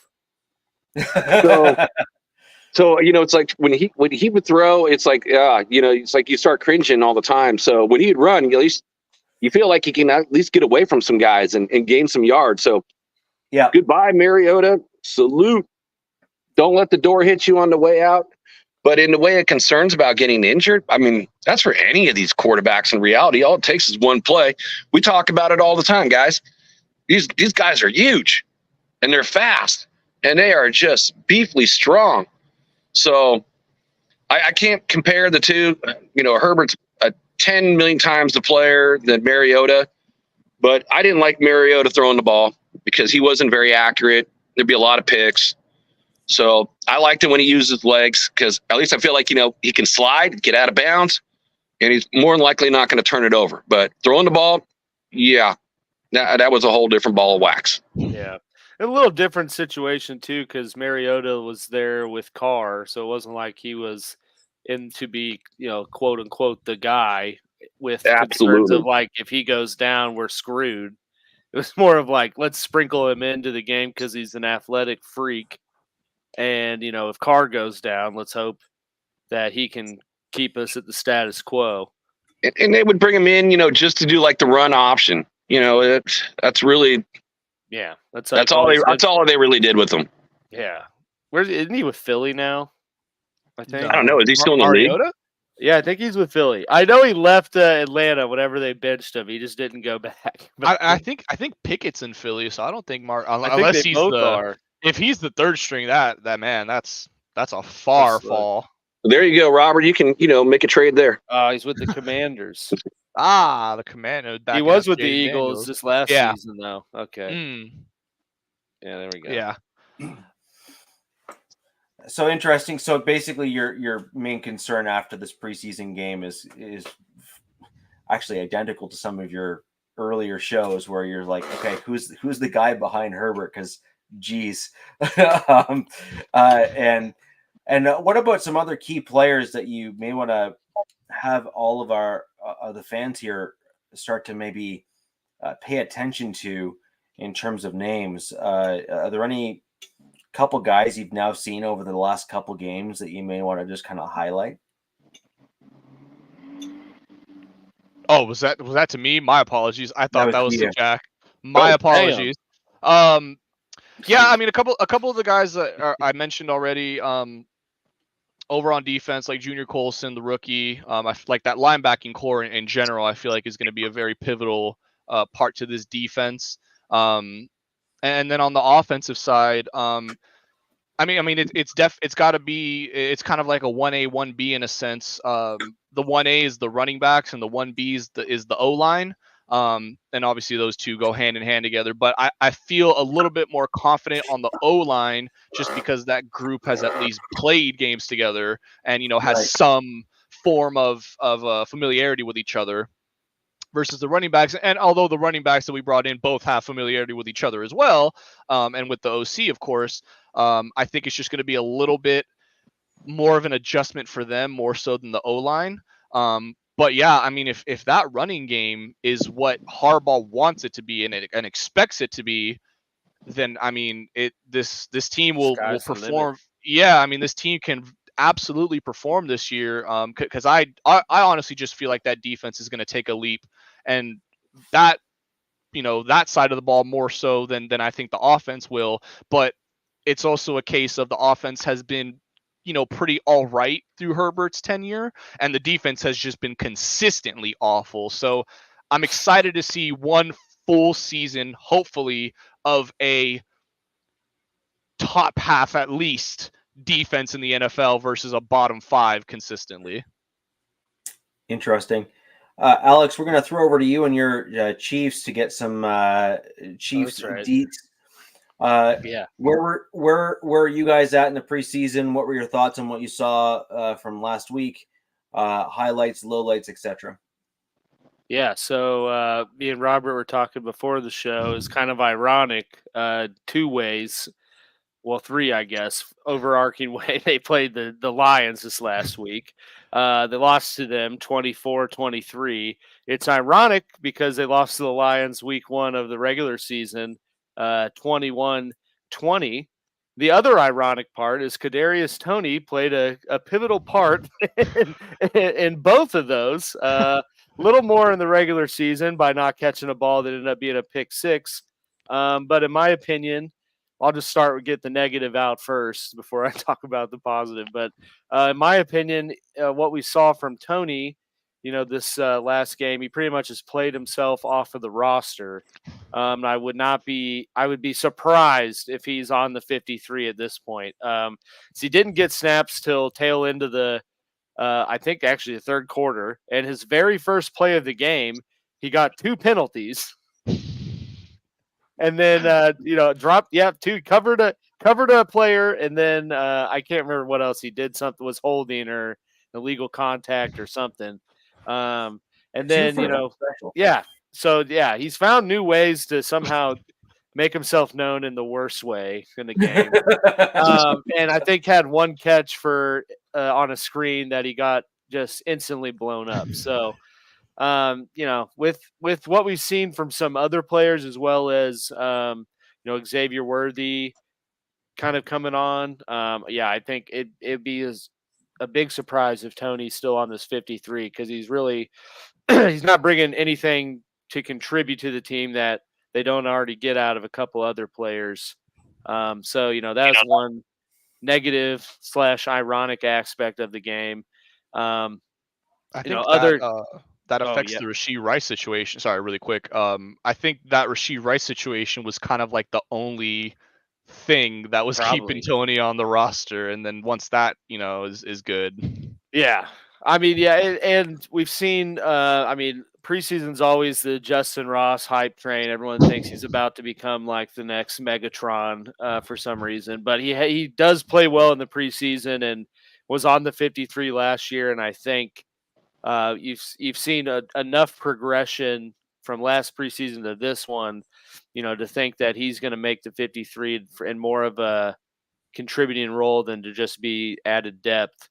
And then your depth will be Sky Moore and Justin Watson, who have also been, playing decently well. Whereas Tony is getting 2 penalties in one play and not creating space or really doing anything with the ball. So, that's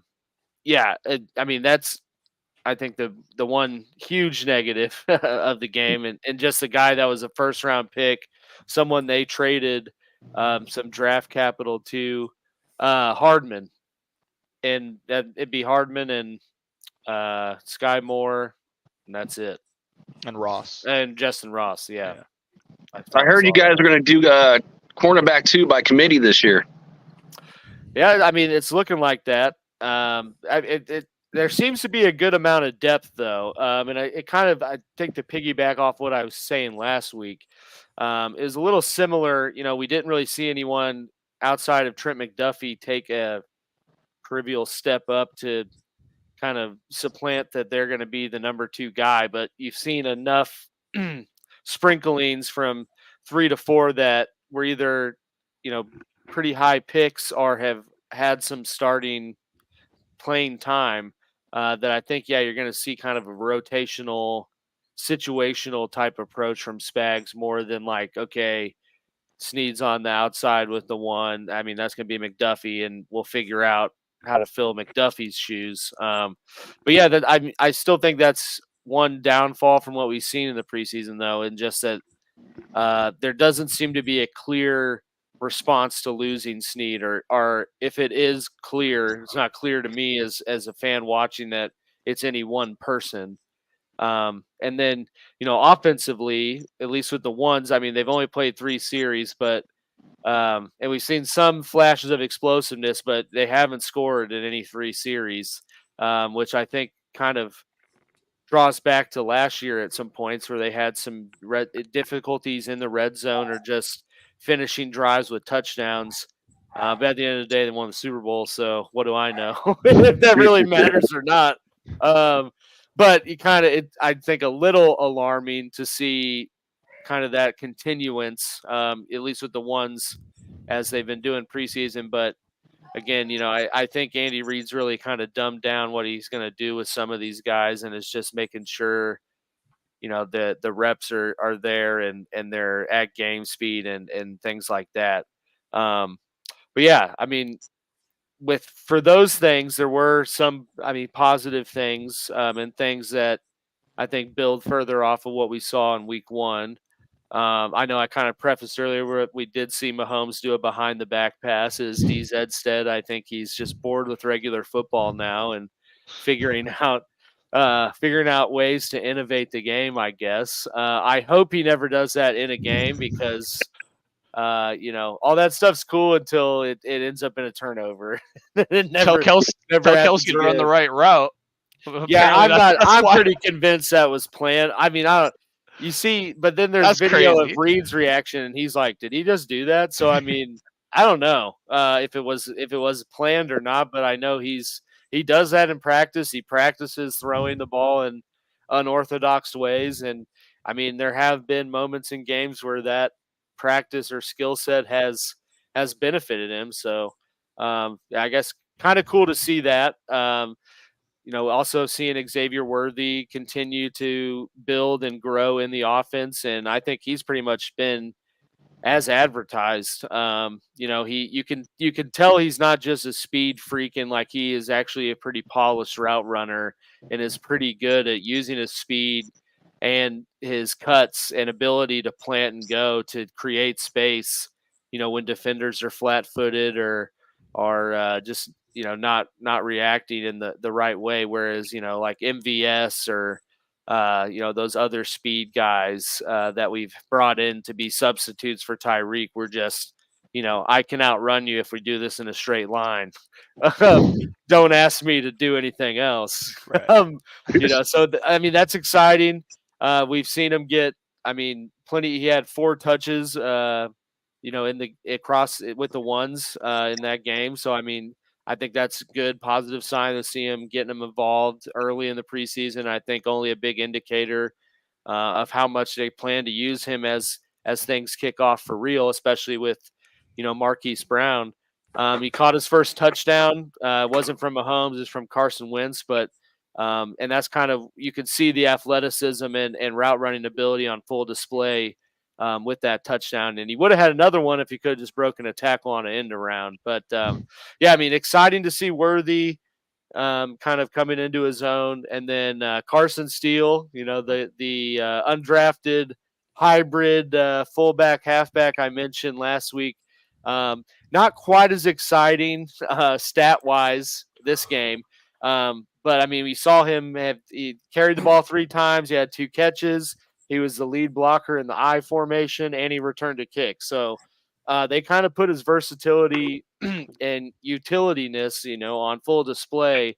And I think he's only cemented himself to be that fullback hybrid guy and be on the 53, just with how he's played and how we've seen them continue to involve him in the game and kind of evolve, the ways they use them. So that's certainly a positive from the game too. Would have been nice to see him win, but at the end of the day, it's preseason. Like Chiefs, starters have only played 3 games or 3 series, so not too much to hang your hat on.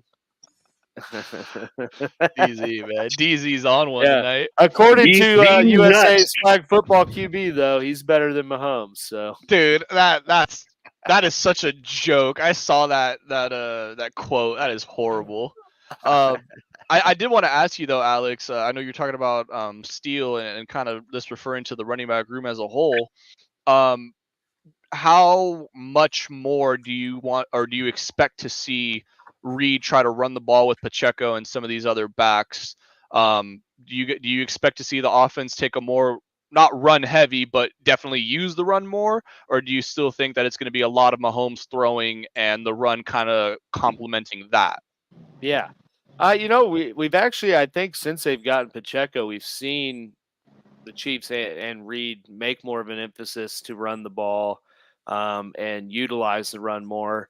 And I don't see, any difference in that. I don't know if there'll be I don't know if at the end of the season you look at the consistency wise of pass versus run, if it's going to be any different. But I think with Carson Steele, the bigger thing is just the deceptiveness he can use him with, and he's athletic enough to catch a ball and do things with it. Whereas it's not just some giant, 5'11", 250-pound, 3% body fat white dude that's just out there to block and cut people and things like that. He's kind of similar to Pacheco in the hard runner, but he's a little thicker. So I think it'll just be interesting and exciting to see how they use them both in split back settings, and while also being able to kind of interchange them into just a lead block role, and things like that, which that's been the component that we haven't seen the Chiefs have really since Burton left. And honestly, no knock on Burton or really any fullbacks. Fullbacks the dying breed in the NFL. Long gone are the days where every team had some psychopath with a cowboy collar as their fullback. But the Chiefs haven't had that type of guy that can fill that role, and they've had to kind of supplement it with your Jerick McKinnons, and these other pass catching backs that don't necessarily bring that component, but are able to make something happen on third down. So I think that's the big difference versus whether we see him run the ball 10 more times a game. I think you'll just see a little more creativity and unknownness with like, okay, this guy's out here, what's he gonna do? Whereas like if McKinnon came out, you knew like he's either gonna orbit around as a decoy or he's getting the ball. It's one of the two. So I think that's a different component. And on top of that, Deneric Prince, the other undrafted guy, he's been around for a couple years, but I think he makes a 53 too. Along with Clyde Edwards-Helaire, unfortunately. But but you got two kind of unproven guys that have earned their way onto the 53, and I think that's the exciting part to see how they use them, to feed off of the energy and productivity that Pacheco brings. All right. I'm hoping not to see a lot of it, though. So I hope that run game is awful. Yeah, but we'll obviously don't expect that to happen. So you just listed off 4 guys in the running back room, though. Yeah. So what position group suffers as a result? Probably receiver. Or tight end. Yeah, receiver or tight end. I mean, it's 4 guys, but one of them's like fullback too. I mean, he's listed as a fullback. So really it's 3 running backs and a fullback. Which is, I mean, that's what they've kept in the past. Oh, that's a standard room story. For some reason, I thought that it sounded like you listed off 4 RBs and 1 fullback, which is going to be a total of 5. Edwards-Helaire is a hyphenated name. He makes things weird. Sorry. That makes sense. No, but I mean, I think that is. So I mean, you just see the drop off in, I guess, a more traditional running back, if you will. Yeah. But the rugby guy, Zamet, I don't see him making the team. He didn't really. I mean, they didn't really give him any touches this game other than a kick return. And I think his best bet is special teams. Yeah, I think his best bet is just to be practice squad. An IPP practice squad guy for a year. And so really, I guess the decision would be his of, do I want to do that and make the whatever minimum is, or go back and play to rugby. Wales and play rugby, assuming the seasons overlap somehow. I don't really know. I'm not going to act like I know, but I think that's the likely outcome, though, is if he's going to be with the NFL team, it's going to be on the practice squad. And I mean, ideally, I'd probably want to stay with the Chiefs since they brought me in, and but that's where I've been learning this game. So why not take a year, and see if after a year, he can put it all together.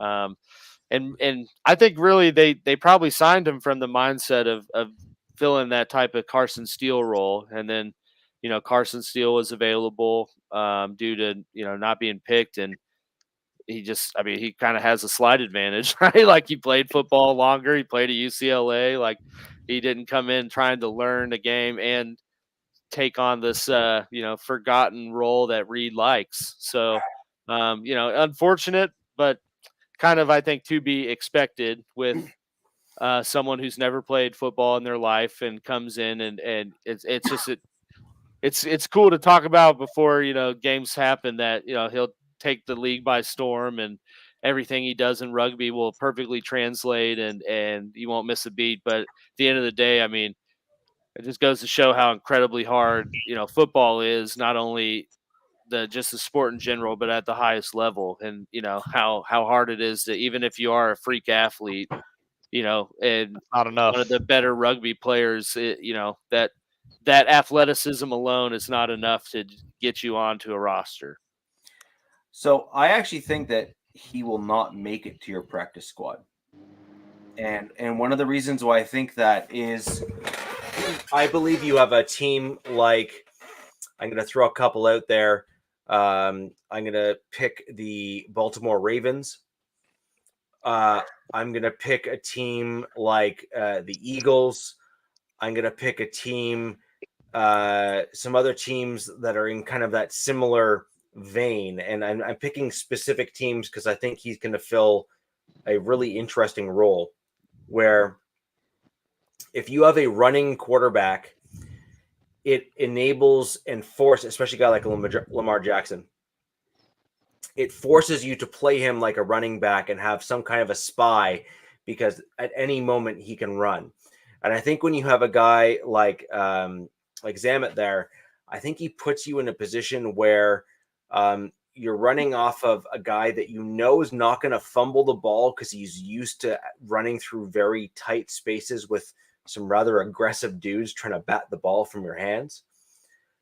And I think that he gives you a unique skill set on the kick return, punt return that's just intriguing. And I think another head coach, even though they know Andy Reid's a great one, and he is, make no mistake about it, but coaches have egos too, and they're going to say, well, I think I can probably just use him and give him the confidence by saying we're going to put you in the game, whereas Andy was likely saying, I'm going to need you to earn that, son.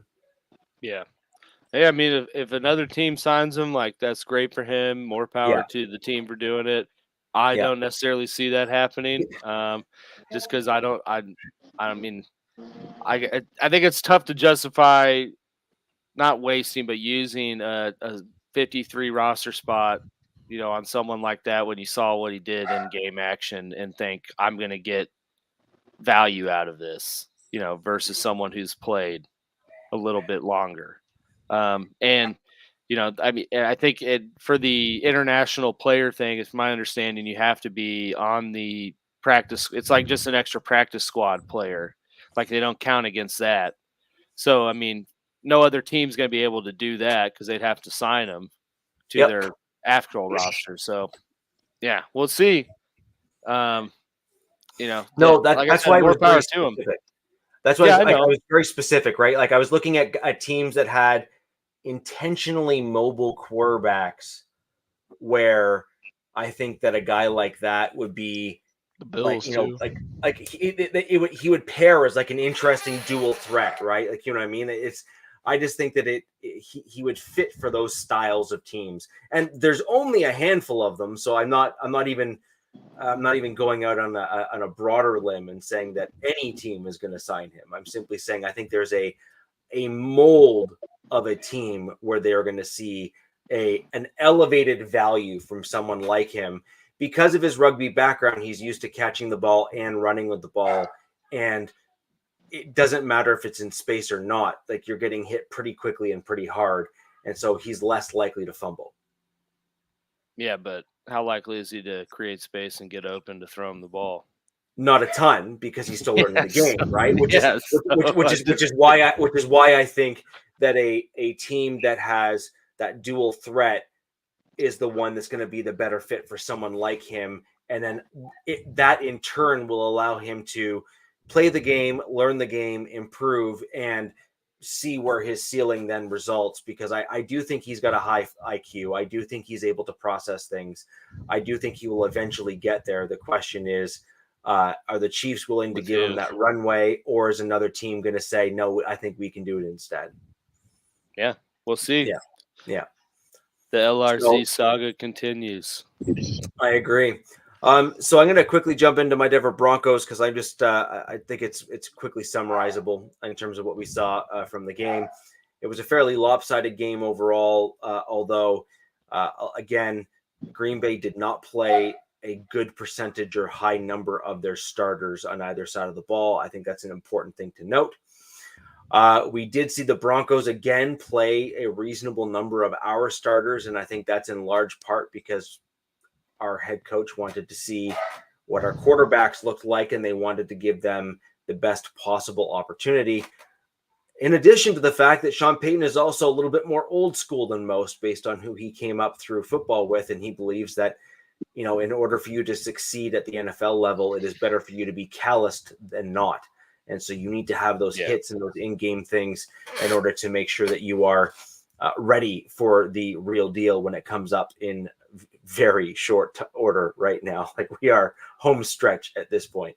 So there's that. We saw a few interesting things from my Denver Broncos. We saw a few struggles on the offensive line where we were getting beaten on the outside from speed rushers again, which I think is a bit of an issue. I saw some very, very concerning things with Garrett Bowles, even though he didn't get called on many. We saw him grab a dude and spin him around by the jersey. We saw him there was a 4 or 5 different plays where I was just like bug-eyed watching them because, if this is the year where the NFL were to choose to properly call a game and actually call some of those things, Never that. he's done. He's done. Done. Because there's no way you're getting away with that nonsense. It's just so blatant. We also saw some interesting things from the running backs. We saw some decent runs from various guys. We saw the versatility of Jaleel McLaughlin again kind of on display. I did think that Javonte Williams had some good runs, although I do still think that we're seeing a tamed version of what we saw from him in those early years. And I am a bit concerned that I'm concerned that we haven't seen what I was hoping to be that turn it to 11 version where I believe that that's really what sets him apart. And so if this is the new normal for Javonte, I mean, my comment would then be, well, why not just put Estime in there and go for young blood and get a similar player who has the same versatility, who doesn't have the same injuries. Just my gut reaction there. And they're certainly built. They're cut from a similar cloth. They have they're almost the same height. They're basically the same size, and they both pass catch. And so why have 2 of the same dude when one guy isn't playing up to what his potential to be, and you have another guy who is certainly matching that same level of intensity or more so. And I think that's an important thing for our team, to have that kind of physical run game with the pass catching ability. Jaleel McLaughlin gives that kind of Sproles-esque blend to the field. And then we have some other guys, some younger guys that are stepping up to the plate, some that I mentioned on the show before. Watson is another one that we paid a substantial amount of cash for to bring in as a UDFA. He has played quite well. I mean, quite well. And he's, at this point, unignorable as a player looking ahead. And so there's going to be some tough decisions, I think, in that position group. Another guy is Key in the secondary. He's played safety. I think he's a dude that a lot of non-Broncos fans should be paying attention to. He has really played he's had a few struggles, but he's had some terrific games for us as well, and plays for us. And then obviously there's the Bo Nix stuff, which we already covered earlier in the podcast. And then there's some additional concerns surrounding once you get past that starting offensive line where you have like 1 or 2 guys that played okay. But you do have some concerns of that center position, which you've heard me speak about on the show for a couple years, where you would hope that you would have seen a guy like, what's the guy's name now? I forget the last name. Anyways, we saw Wattenberg play well, but then the guy that Nix played with at Oregon hasn't looked all that great. And you'd think that there'd be a shorthand between the two. Franklin? No. Troy Center. Center. Oh. Yeah, I don't know. I can't Smith. believe it. Yeah, we'll call him Smith. Johnson. Johnson. Yeah. No, but so Jefferson. he was drafted last year by my Denver Broncos as a center. He never started. He kind of was like in the lower sections there of the depth chart, and you were really expecting him to maybe step up this year and kind of show out with a shorthand with Bo Nix, because they've worked together for so long, and he really hasn't shown that. He's struggled. He hasn't kind of done the job that you'd expect from an NFL caliber center. Forsyth, Alex Forsyth. Yes, Forsyth. Yes, correct. Close enough. Might as well have been Smith. Yeah, and then obviously you had JPJ there. Off. You had JPJ there, who was then drafted and played with Nix as well. He's now with the Raiders, but Forsyth was quite good at Oregon, and then only to be outdone by JPJ, step in and play with Nix there. And unfortunately, we just didn't see Forsyth step up, and Wattenberg has actually looked like the superior talent at the center position. But that, if in and of itself, is actually not saying much, considering Wattenberg hasn't looked like a world beater either. And so it's a battle at center. So it actually opens up some interesting dialogue here where, who's going to really earn that role and solidify that offensive center role? Or at the end of this season, are we going to be looking to nab an offensive center in that maybe even first round of the NFL draft? Because the center is kind of that core position there on the line. They make all the other guys work. They work with the quarterback. That's super key position. Couldn't have said it better myself. How did I know you were going to say that, Alex? I don't know. Maybe a little bias. A little. Just a tad. Well, look at the teams in the NFL that have either won the Super Bowl or made it deep into the playoffs. There's almost never a team that makes it that far into the post-secondary or the secondary, the post-season there, that does not have either a good or a great center on their offensive line. It's just like they all almost across the board, right? And then there is a member here on the panel of four that can attest to exactly what happens when you lose a top tier offensive center, and that's you, Robert. Last season, where you were looking, Lindsley. Yeah, you were looking stellar, and all of a sudden there was just like a cliff. I mean, there's no other way of describing it. There was a cliff. Like there was a before Lindsley and an after Lindsley. I could do one better. I don't think it was 2 years ago. Lindsley went out in the Chiefs game, and there was a clear change in the of game pace the minute he went out. So I mean, they were kind of driving. That was just even a more testament to how badly coached the unit was when one guy, granted it is your center, and I understand that he is probably the most important guy, but it just goes to show you the fall and how drastic it was. You go from Lindsley to Will Clapp. To Will Clapp, yeah, and he will clap, but clap that man. Yeah, I mean, I'm sure Zach Wilson would love to be under center for Will Clapp, but it was just night and day different. Like you saw the porousness of that unit without Lindsley there, and yeah, so. I mean, I remember D's head. I remember. I think I was talking to the Bolt Bros in live action. They're like, Alex, man, what do you think about this? I said, you guys are screwed. I'm like, if I'm the D coordinator, I'm putting Chris Jones right over that center, and I say, you do not do anything but run through this man. Yeah, and that was it. Herbert had somebody in his lap. Make him want to quit football. Yeah, make him regret being a backup center that had to go in and play. Yeah, make him an insurance salesman by the end of this. Yeah, and so one more, just kind of one more piece here in terms of just things and stuff.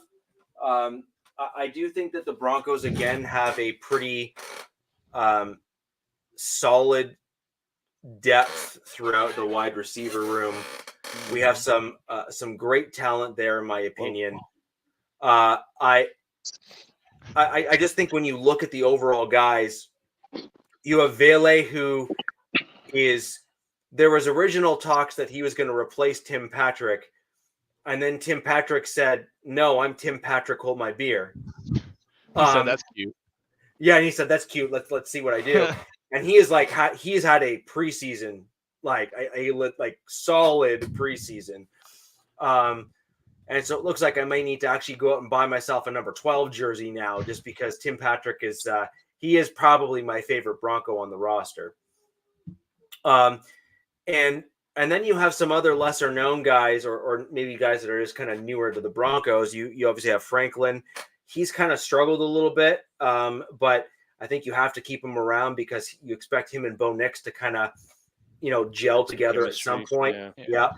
And then you also have Cortland Sutton, who's looked okay, but not great. Marvin. Yeah, and then Marvin Mims has again, he's looked good but not great. And then you have a guy like Jalen Virgil, and then you have a couple other people on the Josh roster Reynolds. there. Yeah, Wilkes. Yeah, exactly. He's actually looked pretty good. They got the acquisition from the Lions there. Detroit. Yeah, Detroit. And a few guys that I was kind of surprised with that almost regressed a little bit this year because I actually didn't expect it was there's a guy named Brandon Johnson who's actually been quite a good wide receiver for the Denver Broncos, who was an undrafted or very late round pick for us. He surprised everyone with his level of play in preseason, both last year and the year before, coming off an injury, and he played very, very well. He hasn't looked very good, and it is very surprising to see the regression from him.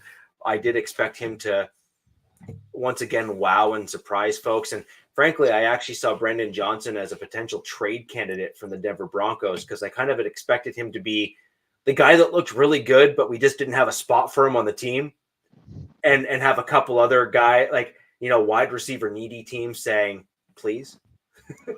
Even if it was like a 7th round pick, right? Like, a 7th rounder is a 7th rounder. And if the guy's not going to be on your team anyway, like, why not? And so free draft capital. Yeah. And so I kind of just saw him being kind of one of those guys, but it's looking like he may just be an outright cut. I do expect him to get picked up by another team. So that's good. Maybe he's just not a great pick or fit rather for the Denver Broncos and the Sean Payton offense that we're trying to run now.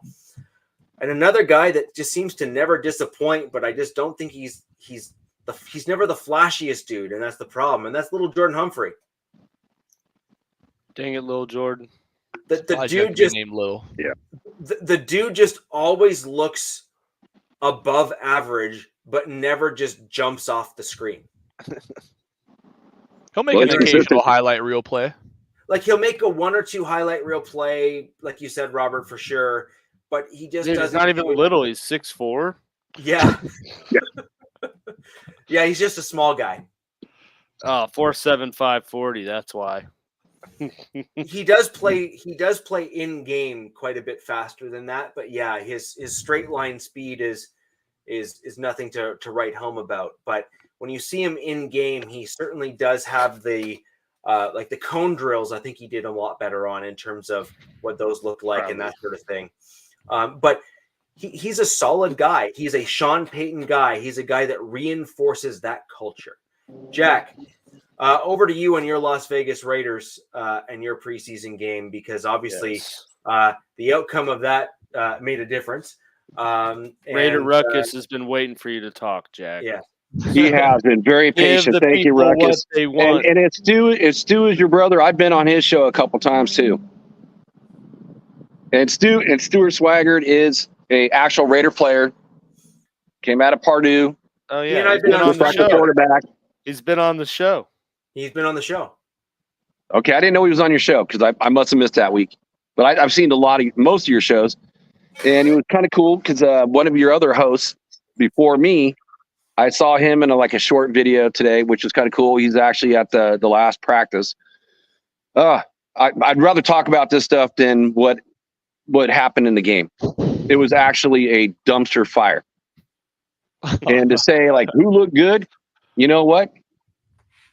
Aiden O'Connell looked better than most of this team. I mean, most of the starters, they were really trying.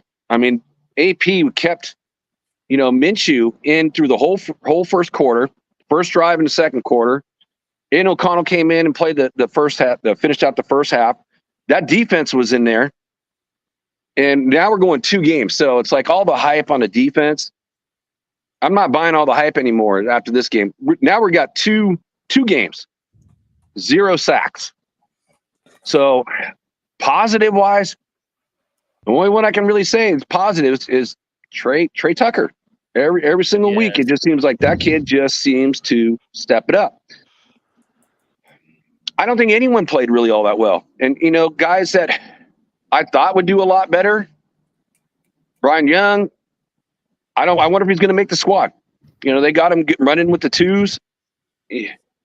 He's we talked about last week. He's like a matador, just letting the guys go by him. Ole, go by me. And it's like Devonshire, our 7th round pick out of Pittsburgh.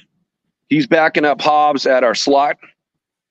I just read something today on him, after seeing, how bad he played. He's like rated the worst out of all of them by PFF. Not that I take what PF said, wholeheartedly, but I wonder if he's going to make the team. I think he might get cut. And then one kid that I was really rooting for when he was holding up that Kermit, Mahomes doll, and getting the defensive back of the year out of Air Force and Trey Turner. Where's this kid been? I mean, there's nothing on him. And right now he's like what? We got 1, 2, 3, 4, like the 5th guy. So I don't know if he's going to even make the squad. So I'm really looking forward. I want to be like a defensive back. I want to forget this game, but it was absolutely a shit show. And when your defense plays, your second stringers and some of your first stringers for the first half, and we're not doing anything, I'm just hoping it's not a prelude to the season because you expect to see dominance. I want to be a defensive back, and I want to just close it, flip the page, and then I want to play these guys this week here. And you know what? Out of all you AFC West teams, I dislike all of you guys, but I dislike that team more than any of them. Wow. Well, I'm a Northern California guy, so I grew up in the Bay Area. You got the Niners and you had the Raiders. Yeah. Literally, the stadiums are like, 30 minutes away, depending on traffic. So I'm just ready to flip the page, move forward. So positive-wise, yeah, that one interception was, AOC, and it was like one of the last plays, and it was a pick 6 going back, but he actually looked better than most of the team. So I don't have a lot of positives to say with the squad right now. Trey Tucker, though, I do like that.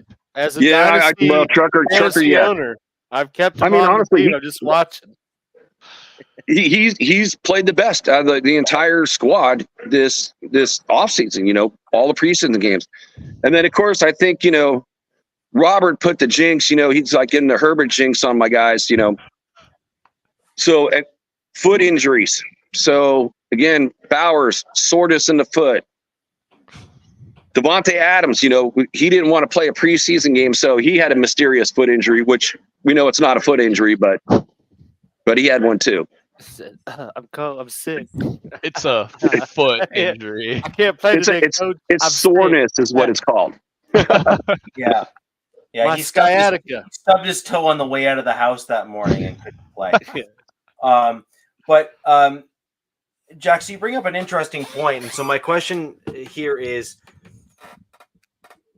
what went wrong? I guess as a broad question, but then to refine it a little bit more, do you think that this is as a result of AP not being a head coach before and struggling with putting together kind of like a preseason plan for his first go round, or and perhaps will most certainly, based on what he did last season, be much better at individual team and game planning in the regular season?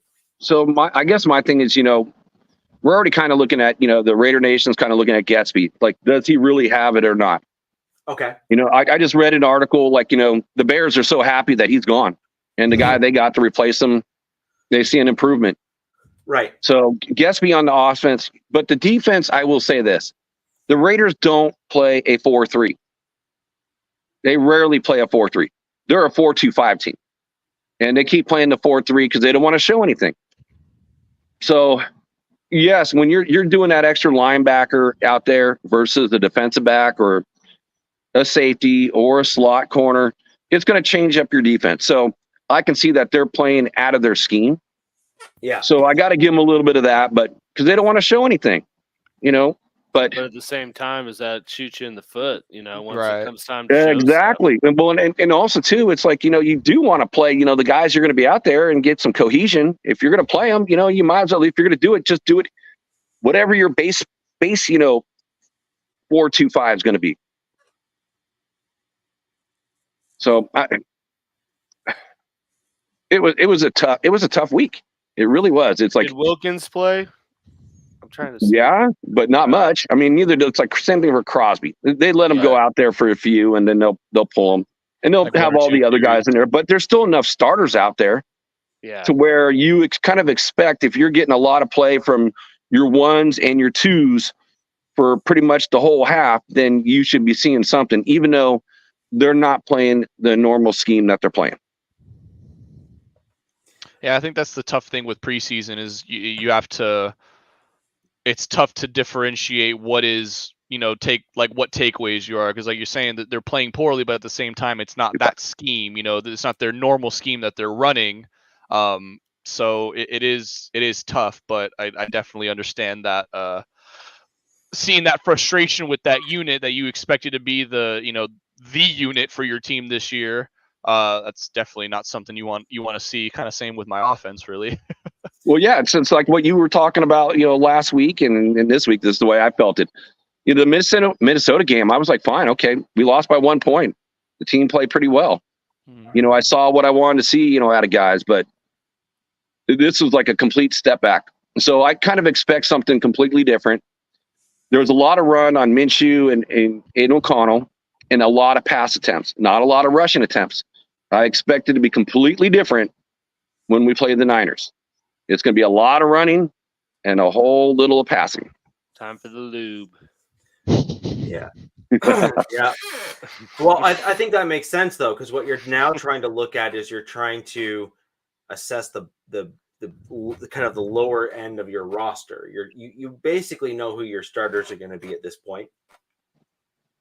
And now you're looking at the guys that are in the, third and fourth, fifth spots in those positional groups to make sure that you selected them correctly, right? You're trying to make sure that, when you have that guy that you currently have slotted at the fifth wide receiver, is that the right guy for the fifth wide receiver? Or is there another guy that, maybe you didn't evaluate correctly in the first two games? And that's really where most teams are right now. So that makes a lot of sense. And I think DJ Turner, at the wide receiver position, I think he was on the roster last year. I think he solidified himself to make the roster again. I think, Robert, I forgot your guy's name that the Raiders picked up at wide receiver. I have a feeling he's not going to make it. He's been pretty much hurt the whole time. Oh, the Guyton? Yeah, Jalen Guyton. Yes. Yeah, I have a feeling he's not going to make it. He's pulling a Charger move and being hurt all the time. I mean, I feel like the guys you try to sign off our team just never really pan out with you. Well, it's a Tom Telesco guy, right? So, I mean... Yeah, which is why I'm shocked he went for him. I mean, the thing with Guyton was he showed off in this offense with us because Herbert was able to throw the ball 50, 60 yards down the field. So Guyton is just a speedster, and he's like, all right, I can do this. When you don't have that arm, it's hard to show off the speed when you're limited as to how far you can throw it downfield. So that's tough for you guys on that one, but absolutely, we don't have a Herbert arm or a Mahomes arm. No, that's for sure. There is one available in the division. Now. Yeah, I mean, if you look no further than Zach Wilson. He's got that. for a 7th round pick, he can be yours. Well, I will say this: I don't want him for a 7th rounder. I'll keep my 7th rounder. Yeah.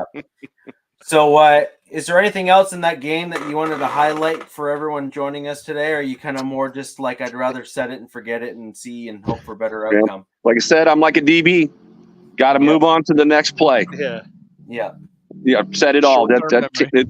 When you see you smell garbage. You see garbage. Yeah, it was garbage. Awesome. Well, guys, that's gonna round us out for the show today. We covered a lot of ground. Obviously, the news of the starters being named for each of our teams now. So this is gonna pretty much likely guarantee that Minshew's likely not going to play next week for you. If he does, it'll be like one series. One snaps or something. Yeah. No starters against the Niners. It's all backups now. Yeah, so I think we're going to see, obviously much different versions of our teams out there. Actually, this is one of my favorite games of preseason. Actually, is the backup bowl, because I think that you end up where it's fun. I do. I think it's great. It's fun and educational. It is. It is. Well, it's the game where you see who's going to be making the roster and who's not going to be making the roster. Correct. And the other thing is it really does open your eyes to the process in this last game, right? Where, this game here will quite literally, there will be one guy on every single team that we are discussing right now that this next game will be the reason why they make an NFL roster. Yeah. For sure. Hands down. And I think that makes it very exciting. I really do. I think it makes it a super interesting process, and that's why this is one of my kind of favorite games of the preseason, because this is really what makes or breaks certain guys' careers. This is where guys like TD kind of came into his own. This is where guys like Shannon Sharp, who were late round draft picks, kind of solidified their NFL careers, and now they're Hall of Famers. And so, and I'm sure each of our teams have guys that are in similar positions where, the third preseason or fourth preseason game was, what got them to where they are now. So anyways, guys, great show. Fantastic content for today. We're going to spin up again next week, where we were going to go over the last preseason game. And of course, I mean, this is inevitable. We're going to say it. A 53-man roster projection is on the horizon for the Wild Wild West show. Yeah. Oh, yes. Yeah. Hey, DC said to wait till we get off the show, Alex. Come on. Yeah. I can't. Now we're talking about 53 roster projections. Whoa. So anyways, guys, until next week, where the West Side is the best side. Peace. Fast lane when I pass in the street, bag of money in the passenger seat. Simcoe's been asking for me on the road from the west to the east. Way up, I might never come down, cause the coast's racking up the flight miles. So high, I might never come down, so what, this is my lifestyle.